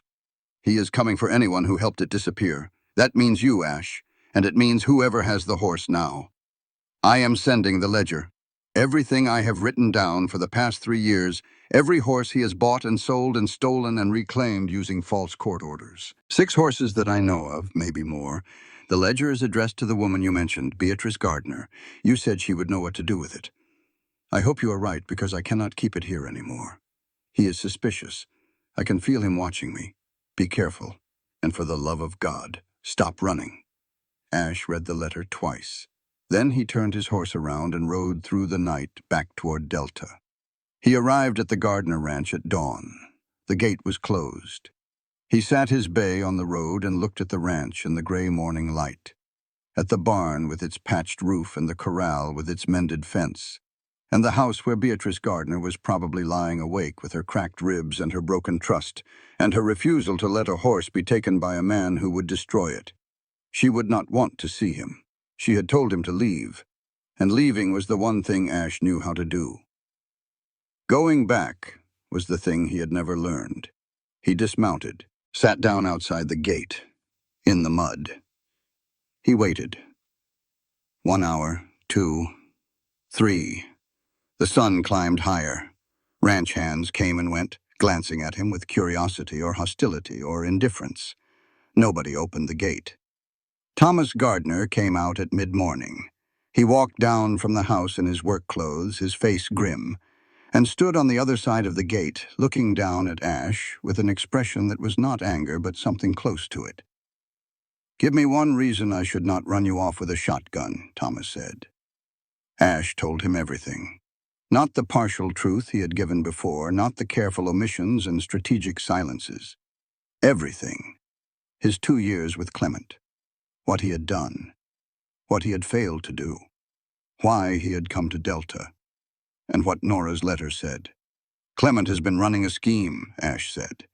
"Losing valuable horses through arranged thefts, and then using court orders to reclaim them from buyers who purchased them in good faith. He has done it at least 6 times. Nora kept records. She is sending them here." Thomas stared at him for a long time. The wind moved through the cottonwood branches above them, rustling the leaves in a sound like whispered secrets. "I do not forgive you," Thomas said. "But if you can save this horse and this ranch, I will give you the chance to earn it." He opened the gate. That night, the betrayal came from inside. Jim Bodie waited until the guards changed shifts at midnight. The 2 night hands, exhausted from a long day of storm repair, were slower than usual getting to their posts. Bodie had a 10-minute window. He used it. He unbolted Midnight's stall from the outside and swung the door wide. 3 of Clement's men were waiting in the barn aisle, ropes in hand, ready to halter the stallion and lead him out through the back. They did not account for midnight. The stallion had grown calmer over the past weeks, yes. He would accept Beatrice's touch, tolerate Ash's presence. But these were strangers. Unknown scents, unknown voices, strange hands reaching for him in the dark. Midnight erupted from his stall like a black storm. He kicked the nearest man in the chest, sending him crashing into the wall. He bit the second man's arm. He reared and screamed, a sound that split the night like a cannon shot, and his hooves came down on the stall door with enough force to splinter the wood. The noise woke the ranch. Lanterns flared, voices shouted. By the time Thomas and Ash reached the barn, Clement's men were gone, scrambling over the back fence into the darkness. But Jim Bodie was standing at the open stall door with Clement's card still in his pocket, and there was no way to explain that away. Thomas looked at Bodie. Bodie looked at the floor. 15 years, Jim, Thomas said. His voice was very quiet. 15 years. You have worked for me, eaten at my table, slept under my roof, and you sold us out for $50. Bodie said nothing. There was nothing to say. He walked to the bunkhouse, gathered his things, and rode away into the darkness without looking back. Ash watched him go and thought about the old man in the Montrose saloon. Leaving got easier. Every time. Later, after the commotion died and the hands returned to their bunks and Thomas went up to the house, Ash stood at the corral gate and waited. Beatrice stood at Midnight's ruined stall. 20 feet between them. The rain had stopped. Stars showed through tears in the clouds. Midnight stood in the wreckage of his stall door, sides heaving, watching both of them. No one spoke. Ash waited. Beatrice studied him. The silence stretched between them, not uncomfortable but weighty, full of things that words would only diminish. She looked at him the way she looked at horses, searching for what was real beneath the fear. "Stay," she said. Her voice was raw. "But lie to me again, and it is finished. One more lie and you are gone forever." "I understand," Ash said. No kiss, no embrace. No, just 2 people standing in the dark, agreeing to try. The next morning, the Delta Post Office received a parcel from Cheyenne. Oilcloth wrapping, heavy for its size. The name on the package was not Ash's. It was Beatrice's. Nora had addressed it to her because Ash's letter had included instructions. "If I do not make it back in time, send everything to Beatrice Gardner, Gardner Ranch, Delta, Colorado. She will know what to do with it. She is braver than I am." The trial to determine ownership of one horse took place on a Tuesday in the courtroom of Judge William Harlow. The room still smelled of Saturday night's beer and the cigars of men who conducted their business at volume. Beatrice wore the only dress she owned that was not stained with horse sweat, a blue cotton that her mother had made 2 years before she died, and she prayed for the first time since Eleanor's funeral. The courtroom was packed. Every rancher in the county had come, not out of interest in Midnight specifically, but because the question at stake, whether a man could be stripped of ownership for how he treated his livestock, had implications for every stock owner in the territory. If the judge ruled in Beatrice's favor, it would set a precedent. If he ruled for Clement, it would confirm what most men already believed, that an animal was property, and property could be treated however its owner saw fit. Clement sat in the front row with his Denver lawyer, a polished man named Aldrich, who billed by the hour and looked like he had never touched a horse in his life. Clement wore his best clothes and had trimmed his beard, and sat with his hands folded in his lap, the picture of a reasonable man pursuing a legitimate claim. Beatrice sat across the aisle with Thomas and Ash. They had no lawyer. They could not afford one. Beatrice would make their case herself. The proceedings began with Aldrich laying out Clement's claim. He was thorough, professional, and devastatingly effective. He presented the chain of title, Clement's original ownership, documented by breeding records going back to the stallion's birth. The theft by Hector Padilla, supported by a sworn statement from a Wyoming deputy who had investigated the disappearance. The subsequent sales through intermediaries, each one a link in a chain that led from Clement's ranch to Thomas Gardner's corral. Under territorial law, Aldrich said, his voice smooth and confident. Stolen property cannot change hands through sale. The horse was stolen. Every transaction after the theft is legally void. The animal should be returned to its rightful owner. Judge Harlow, a lean man with white hair and eyes that missed nothing, looked at Beatrice. Miss Gardner, I understand you are representing yourself and your father in this matter. Would you like to respond? Beatrice stood. Her ribs ached. Her hands were shaking. She had spent 3 sleepless nights preparing for this moment, reading every legal document she could find in the Delta Library, sending telegrams to lawyers in Denver and Pueblo, asking questions she could not afford to have answered in person. She took a breath and began. Your Honor, I do not dispute that Mr. Clement may have been the original owner of this horse. I do not have the resources to challenge his documentation or the court order from Wyoming. But I am not arguing ownership. The courtroom stirred. Aldrich looked up from his notes. Clement's ice-colored eyes narrowed. Beatrice continued. She presented Nora's ledger page by page, documenting Clement's pattern. 6 horses in 3 years, each one stolen by a former employee, each one sold through intermediaries, each one reclaimed through court orders. The same scheme, repeated over and over. Aldrich objected. This is the uncorroborated testimony of a kitchen servant. It is hearsay at best and slander at worst, Judge Harlow considered. The ledger alone is not sufficient to prove fraud, he said, but I will consider it as supporting evidence. Continue, Miss Gardner. Beatrice took her next step. She invoked the Colorado Territorial Livestock Protection Act of 1881, a statute barely a year old, passed by the territorial legislature as part of a broader package of ranching regulations, and almost completely unknown outside of Denver legal circles. Beatrice had found it in a dusty volume in the back of the Delta Library, 3 nights before the trial, at 2 in the morning by lamplight. The act allowed for forfeiture of ownership in cases of documented systematic abuse or neglect of livestock. It was intended primarily for cases of extreme starvation and abandonment, but the language was broad enough to cover other forms of cruelty. Beatrice had underlined the relevant passage in red ink and memorized it word for word. Your Honor, I request permission to present the horse as evidence of abuse. Harlow's eyebrows rose. He looked at Aldrich, who was scrambling through his own papers looking for the statute. The courtroom buzzed with whispered conversation. Granted, Harlow said. Bring the horse. They brought Midnight into the yard outside the courthouse. The whole town turned out to watch. Beatrice led the stallion herself, one hand on his halter, her voice low and steady. Midnight was tense but controlled, his ears swiveling at the crowd, his muscles tight beneath his coat. But he did not bolt. He did not fight. He followed Beatrice because he trusted her, and that trust was itself a kind of testimony. Beatrice walked the judge through every scar. The whip marks on the flanks, old and faded but still visible beneath the hair. The rope burns on the forelegs, white lines where the hair had grown back thin and brittle.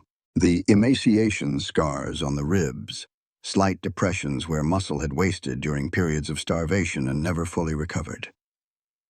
And the brand on the left shoulder.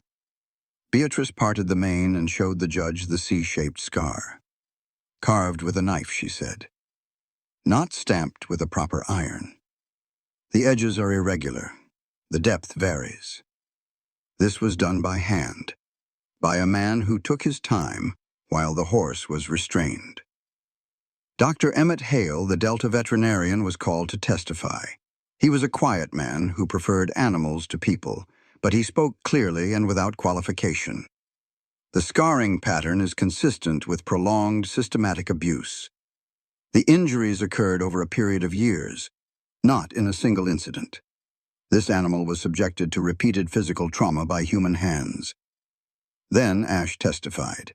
He stood before the court, before Clement, before the whole town, and told the truth. All of it this time, without omission or evasion. He described his 2 years at the Clement Ranch, the methods used to break horses, the spurs and the whips and the starvation and the ropes. He described the branding, the heated knife, the screaming. He named specific dates, specific injuries, specific horses. And he described his own role in it. "I held the ropes," he said. His voice was steady, but his hands, resting on his thighs, were trembling every time. "I told myself I was protecting the horses by being there. That was a lie. I was a coward. I watched animals suffer because I was afraid to lose my job, afraid to stand up to a man who was stronger and richer and meaner than I was. I left eventually, but leaving after the damage is done is not the same as preventing it." He looked at Clement. Clement looked back, and for a moment the mask of civilized composure slipped, and what showed beneath was something feral and furious. "This man is a deserter and a thief," Clement said, rising to his feet. "He stole documents from my office. His testimony is the word of a criminal trying to save himself." "Mr. Clement," Judge Harlow said sharply, "you will be seated and you will wait your turn."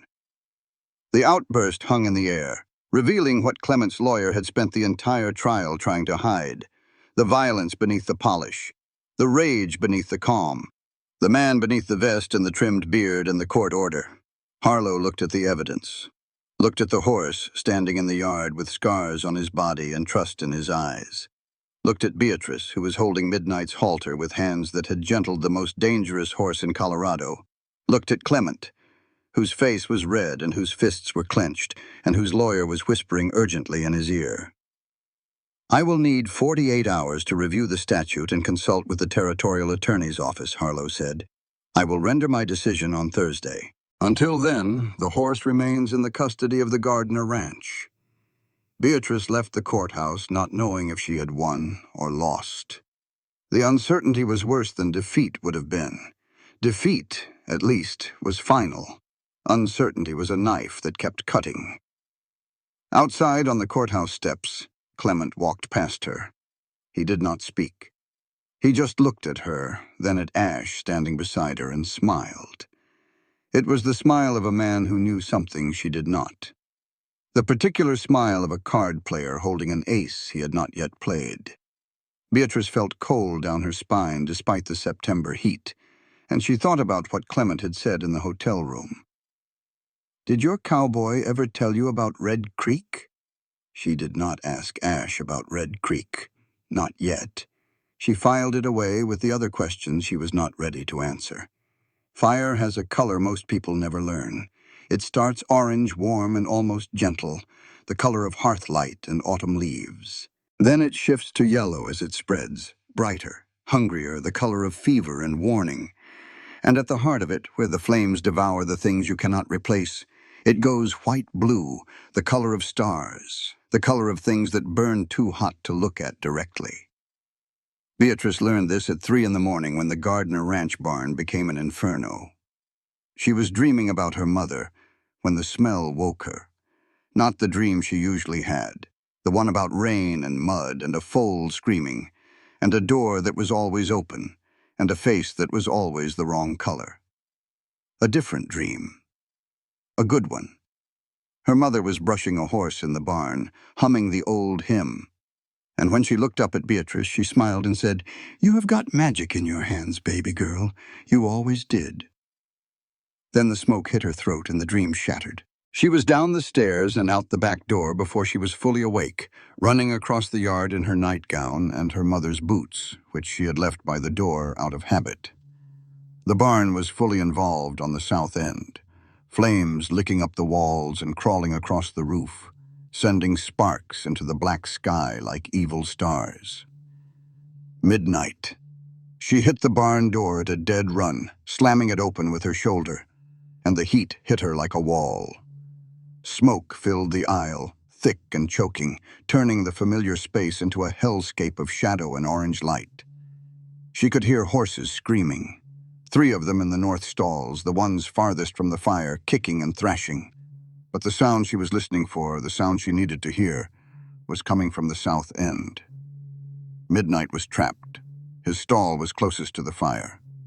The flames had not reached him yet, but the smoke was thick and the heat was building, and the stallion was in full panic. He kicked the walls. He threw himself against the door. He screamed, the high, terrified scream of an animal reliving every nightmare it had ever had.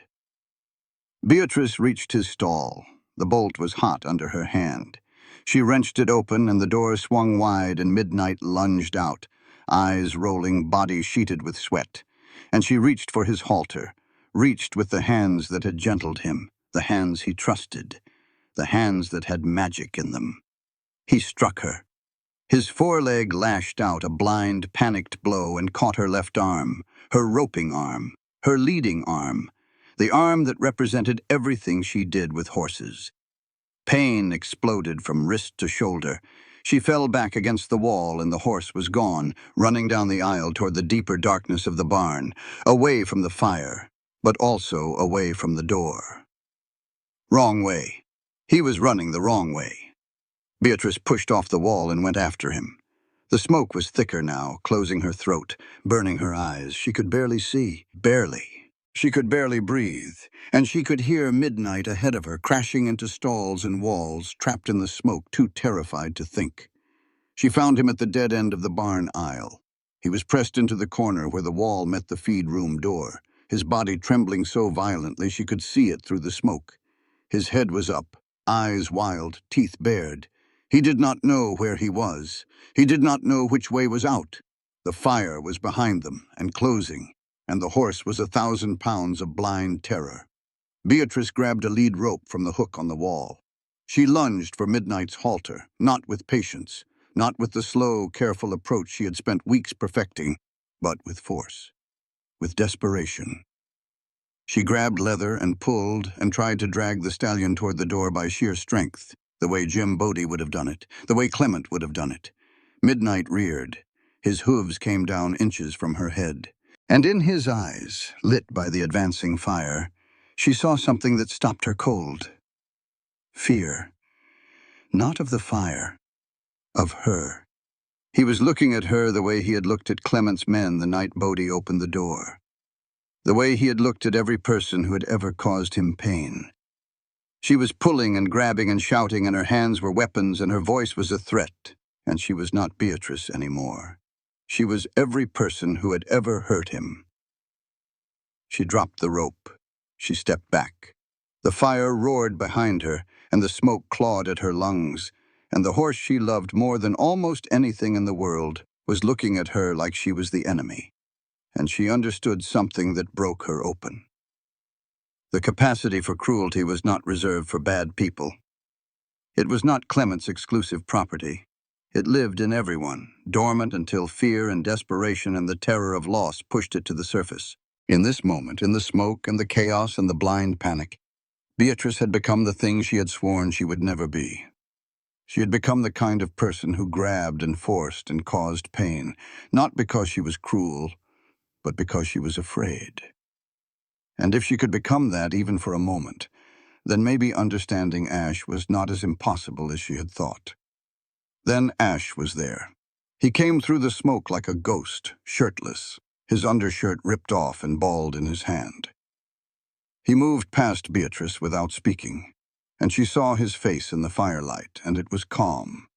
Not the calm of a man who was not afraid. The calm of a man who had been in this exact situation before and knew what to do. He approached Midnight, not from the front, but from the side, angling his body the way Beatrice had seen him do on that first day in the corral, shoulders turned, eyes averted, making himself small. Then he did something Beatrice had never seen. He unfolded the shirt in his hands and draped it over Midnight's eyes. A blindfold, gentle, not tied, just held in place by the halter straps. The horse flinched at the contact, but with his vision cut off, the fire disappeared. The flames were still there, still hot, still roaring. But the horse could not see them, and for an animal in panic, what it cannot see loses its power. Easy, easy, back, back, the old commands, the old voice, the voice from Clement's barn, from the darkest chapter of Midnight's life, spoken now in a context the horse had never heard before. Not commanding obedience, offering guidance, not forcing compliance, providing direction. Midnight trembled, his whole body shook. But he followed the voice, one step, two. Ash walked backward through the smoke, one hand on the halter, one hand holding the blindfold in place, and the black stallion followed him because the scent was known, and the voice was known, and the hands were known.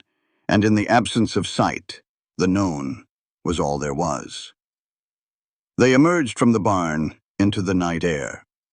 Ash pulled the blindfold away, and Midnight stood in the yard shaking, his coat singed and his eyes streaming from the smoke, but alive and breathing and free. Beatrice came out behind them, coughing, her arm hanging at her side where Midnight's hoof had caught it. She stood in the yard and watched Ash hold the stallion's halter and murmur to him, and she understood. The sin was the salvation.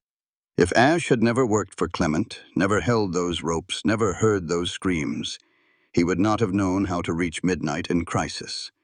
The blindfold technique was Clement's invention, used in Wyoming to subdue horses for branding and beating. Ash had learned it in darkness. He used it now in light. The wound became the medicine. The past became the tool.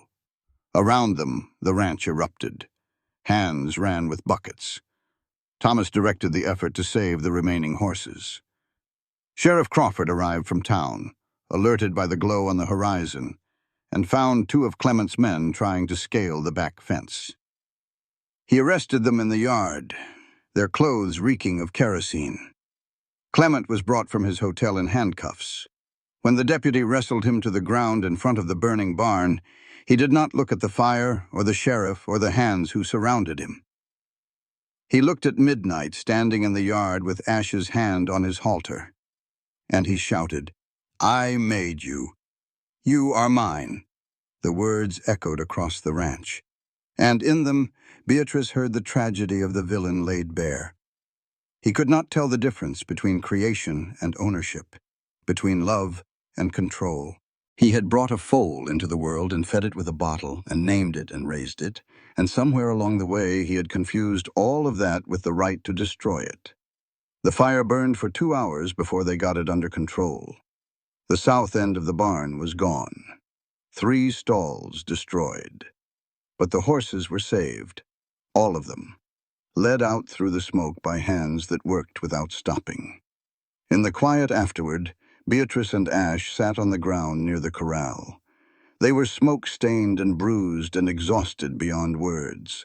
Midnight stood between them, his muzzle touching Beatrice's shoulder, then swinging to touch Ash's. The horse had chosen both of them.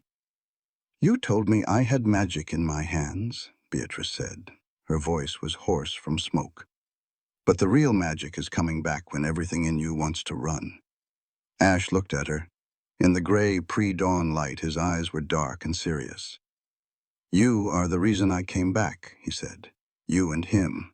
What the reader does not see, during the 48 hours between the trial and the fire, in the still, dark hours of the second night, Ash left the ranch and went to the Delta Hotel. He climbed the stairs to room 6 and knocked on Clement's door. Clement opened it. He did not look surprised. Ash laid out his offer. He would testify against Clement in every pending horse fraud case in Wyoming. Testimony from an insider, a man who had held the ropes, would be devastating. It would send Clement to the territorial prison in Laramie for 10 years or more. Or Clement could drop his claim to Midnight, leave Colorado, never come back. And Ash would stay silent. It was a morally gray choice. Letting Clement walk meant the other horses he had defrauded, the other ranchers he had cheated, would get no justice. Ash was trading wider justice for 1 horse and 1 woman and 1 chance at redemption. He made the deal alone, without telling Beatrice, because he knew she would object, and he knew she would be right to object. And he made it anyway, because some choices cannot survive the scrutiny of the people you love. The next morning, Judge Harlow sent word. The ruling was ready. Beatrice put on her cleanest dress, the one with burn marks on the sleeve from the fire. She walked to the courthouse with Ash beside her, not holding hands, but shoulder to shoulder, close enough to know the other was there. Judge Harlow said, "I have reviewed this case thoroughly, and I will tell you plainly that it is the most complex matter of livestock law I have encountered in 15 years on the bench, because both parties have legitimate claims." Beatrice felt her stomach drop. Beside her, Thomas sat motionless. Ash's hands were clasped between his knees, and she could see the tendons standing out along his forearms. The courtroom was silent. Every rancher in the county was present, crowded onto the wooden benches, standing against the walls, filling the doorway. The air smelled of smoke and nervous sweat and the particular dusty sweetness of a building that served as church on Sundays and courthouse on Tuesdays. Harlow continued. Under territorial law, the evidence of original ownership presented by Mr. Clement is legally sound. The horse was bred on his ranch and stolen without his consent. In the normal course of things, I would order the animal returned. Beatrice closed her eyes. The room began to spin. "However," Harlow said, and the word, however, cut through the courtroom like a blade. The Colorado Territorial Livestock Protection Act of 1881 provides for forfeiture of ownership in cases of documented systematic abuse of livestock. The physical evidence on the animal itself, confirmed by the testimony of Dr. Hale and corroborated by the eyewitness account of Mr. Winters, meets the standard established by the statute. Harlow looked at Clement. Then he looked at Beatrice. Then he looked at the whole courtroom and took a breath. "I am therefore ruling that Clement stood up." The courtroom froze. Aldrich, his lawyer, reached for his arm. Clement shook him off. "I withdraw my petition," Clement said. The silence that followed was absolute. Harlow stared. Aldrich stared. Thomas turned to look at Beatrice with an expression of pure bewilderment. "Mr. Clement," Harlow said carefully, "are you certain?" "I withdraw my petition for recovery of the animal." Clement's voice was flat, emptied of everything. "I have no further interest in pursuing this matter."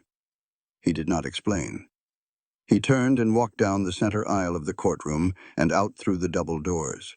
Aldrich scrambled after him, papers clutched to his chest. The doors swung shut behind them. Beatrice looked at Ash. Something in his face. A micro-expression, guilt mixed with relief. The look of a man who has done something he cannot take back and is not entirely sure he should. She had spent months learning to read this man. And in that moment she saw the truth as clearly as she saw the scars on Midnight's shoulder. There was more to this than surrender. Ash had done something during those 48 hours, something he had not told her, something that made Clement walk away from a fight he could have won. She did not ask, not now, not yet. Some truths needed time. The judge, bemused but practical, ruled that with the claim withdrawn and no other parties contesting ownership, the horse defaulted to Thomas Gardner as the last good-faith purchaser. Midnight was theirs, legally, permanently. The courtroom erupted. Ranchers slapped Thomas on the back. Hands shook Beatrice's good arm, the one that was not bruised from Midnight's hoof. Dottie Marsh appeared from somewhere, as she always did when something important happened, and pressed a flask into Beatrice's hand. "Drink," she said. "You have earned it." Beatrice drank. The whiskey burned her raw throat and warmed her empty stomach, and she felt tears on her cheeks that she did not remember starting to cry. But the celebration was bittersweet because the ranch was still drowning. $800 in debt, the barn half destroyed by fire, winter coming, and with it the cold and the cost and the endless demand of keeping stock alive through months of snow and ice. Winning Midnight did not solve the financial crisis. It did not rebuild the barn or pay the bank or put food on the table through February. That evening the family sat at the kitchen table. Thomas, Beatrice, Ash, who was not family yet, but who sat at the table as if he belonged there, which was its own kind of declaration. "We sell the north section," Beatrice said. Thomas's head came up. The north section was 40 acres of the best grazing land on the ranch, green in summer, sheltered from wind by a ridge of sandstone hills. It was the land Eleanor had loved most, the land where she used to ride on spring mornings, the land where Beatrice had planned, someday, to build her own house. Thomas said, that land was your mother's favorite. Mama would understand, Beatrice said. Her voice was steady, the steadiness of someone who has already fought the battle inside themselves and won. She would say the land is just dirt without the life on it. We sell enough to pay the bank and buy lumber for the barn. 20 acres, maybe 30, enough to stabilize, not enough to cripple. I have $60 saved, Ash said. He put the money on the table, coins and crumpled bills.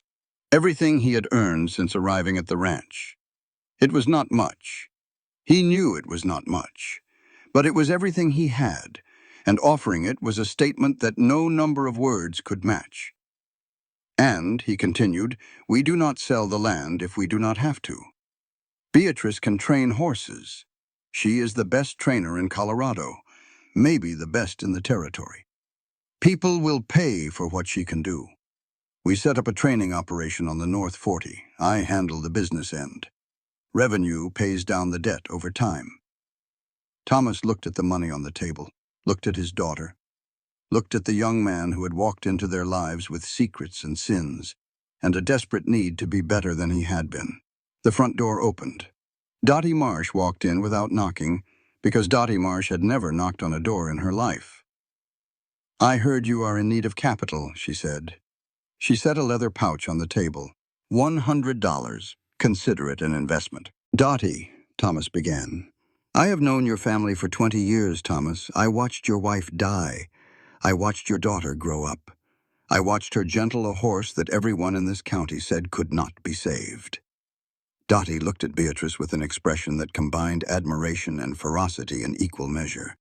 I trust this girl more than I trust any bank in Colorado. Take the money. Pay me back when you can. No interest. The math was not pretty, but it worked. They would sell 20 acres, not 40. Combined with Ash's savings and Dottie's loan, they could pay the bank enough to hold them off through winter. The training operation would bring in revenue starting in spring. It would be tight. It would be uncomfortable. There would be months of beans and cornbread and nights of lying awake worrying about numbers that did not quite add up. But it was possible, barely. Not comfortably, but possible. That afternoon, Beatrice saddled Midnight and rode him up the hill behind the ranch. She rode slowly, not because the horse needed it, but because she did. Her arm ached where his hoof had caught her. Her ribs, mostly healed, sent a faint echo of pain with each stride. The air smelled of smoke from the ruined barn, and the distant sweetness of pinon pines in the hills. At the top of the hill, a simple wooden marker stood in a clearing. Eleanor Gardner, beloved wife and mother. The wildflowers Beatrice had planted in the spring had survived the summer heat and were blooming in small, stubborn bursts of yellow and blue. She dismounted. Midnight stood behind her, his breath warm on her neck, his muzzle dropping to lip at the wildflowers. She sat down beside the grave. The wind moved through the grass. Somewhere below, a hammer rang out against wood. Ash was repairing the barn. I am sorry I was not there, Mama, Beatrice said. Her voice was quiet, meant for no one but the woman beneath the earth and the horse standing behind her. I was saving a foal in the rain. I thought I had time. I thought you would be there when I got back and we would drink coffee and I would tell you about the foal and you would shake your head and call me your muddy girl, and everything would be the way it always was. She touched the wooden marker. The grain was rough under her fingers, already weathering. But I am not sorry I saved the foal. I am sorry I spent 3 years believing I had to choose. The horse or you, the work or the people, holding on or letting go. I have been living like everything is a decision that cancels out everything else. Like loving a horse means I cannot love a person. Like being strong means I cannot ask for help. Like trusting someone means I will lose them. Midnight lowered his head and nosed the wildflowers, and Beatrice watched him and felt something loosen in her chest. Something old and tight and painful that she had carried for so long she had forgotten it was there. "You would have liked this horse, Mama.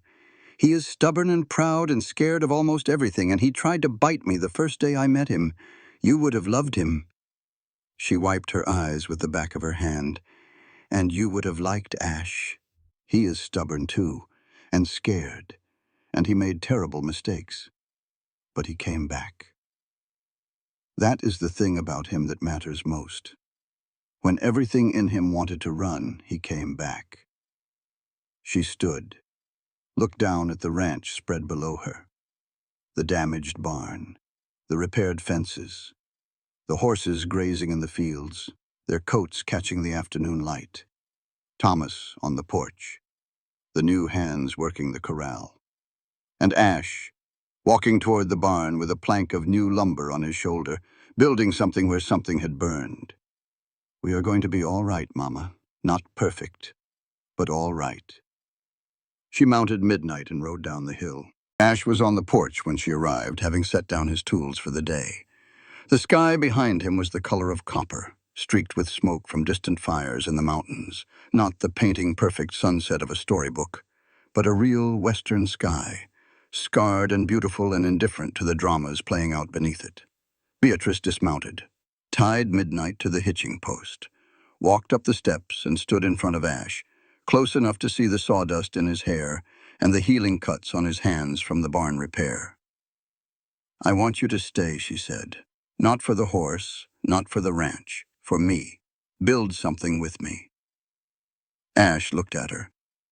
In the copper light, his eyes were the color of the Colorado sky in summer, and there was something in them she had not seen before. Not guilt, not sadness, not the desperate, restless energy of a man who was always calculating his exit. It was stillness. The kind of stillness she had spent months teaching Midnight, the kind that comes not from exhaustion, but from the decision to stop running. "I am not going anywhere," he said. "Not ever again." She kissed him. Not the stolen, frantic kind of kiss that happens in burning barns and midnight confrontations. This was chosen, deliberate. The first real kiss they had shared. Given in daylight, in full view of whoever wanted to see, with nothing hidden and nothing held back. His hands came up to cradle her face, gentle as they were with horses, roughened with calluses and scarred from rope and fire, and the hard work of building something worth having. She leaned into him and felt safe. Not the fragile safety of a woman who has never been hurt, but the earned safety of a woman who has been hurt and has decided to trust anyway. Midnight watched from the hitching post, ears forward, calm. His black coat caught the last of the light. The scar on his shoulder was visible but fading, the way all scars do when they are given enough time and enough care. In the spring of 1884, Beatrice Gardner rode Midnight through the south pasture, where 3 horses were being worked by Ash and 2 new hands she had hired in January. The training operation was up and running. Their first client, a rancher from Gunnison, had brought a mare so barn-sour she would not leave her stall. Beatrice had her moving freely within 2 weeks. The rancher paid and told his friends, and his friends told theirs, and by March Beatrice had more work than she could handle. On her finger was a copper ring. Not gold, because they could not afford gold yet. But Ash had hammered it himself at the Delta Forge, working the metal for 3 hours until it was smooth and round and the right size for her finger. He had given it to her on Christmas morning with snow falling outside and coffee steaming on the stove and Tommy the barn cat purring on the kitchen windowsill, and she would not have traded it for anything on earth. The ranch still owed money. The new barn was not finished. Last winter had been brutal, the worst in 5 years, and the coming one could be worse. There were mornings when the numbers did not add up, and evenings when the worry was heavy enough to bend her shoulders, and nights when she lay awake listening to Ash breathe beside her and wondered if she had built something strong enough to last. But when Midnight broke into a lope along the fence line, strong and free, his black mane streaming in the Colorado wind, Beatrice knew one thing for certain. Some things could not be broken, not because they never cracked, but because there was always someone patient enough to mend them. Behind her in the house, Ash was writing a letter. She had caught a glimpse of the address before he folded it away. Cheyenne, Wyoming. She did not ask who it was for. She did not ask what it said. Some truths needed time, the way horses needed time, the way trust needed time. She had learned that from a black stallion who taught her that patience was not weakness. It was the strongest thing there was. The strongest thing there was. This content was carefully researched, developed, and manually edited by our team to deliver meaningful stories with valuable life lessons. Every narrative is crafted to entertain, inspire, and empower our audience. We believe that great stories can change lives, and we are committed to bringing you content that matters. Thank you for being part of our community.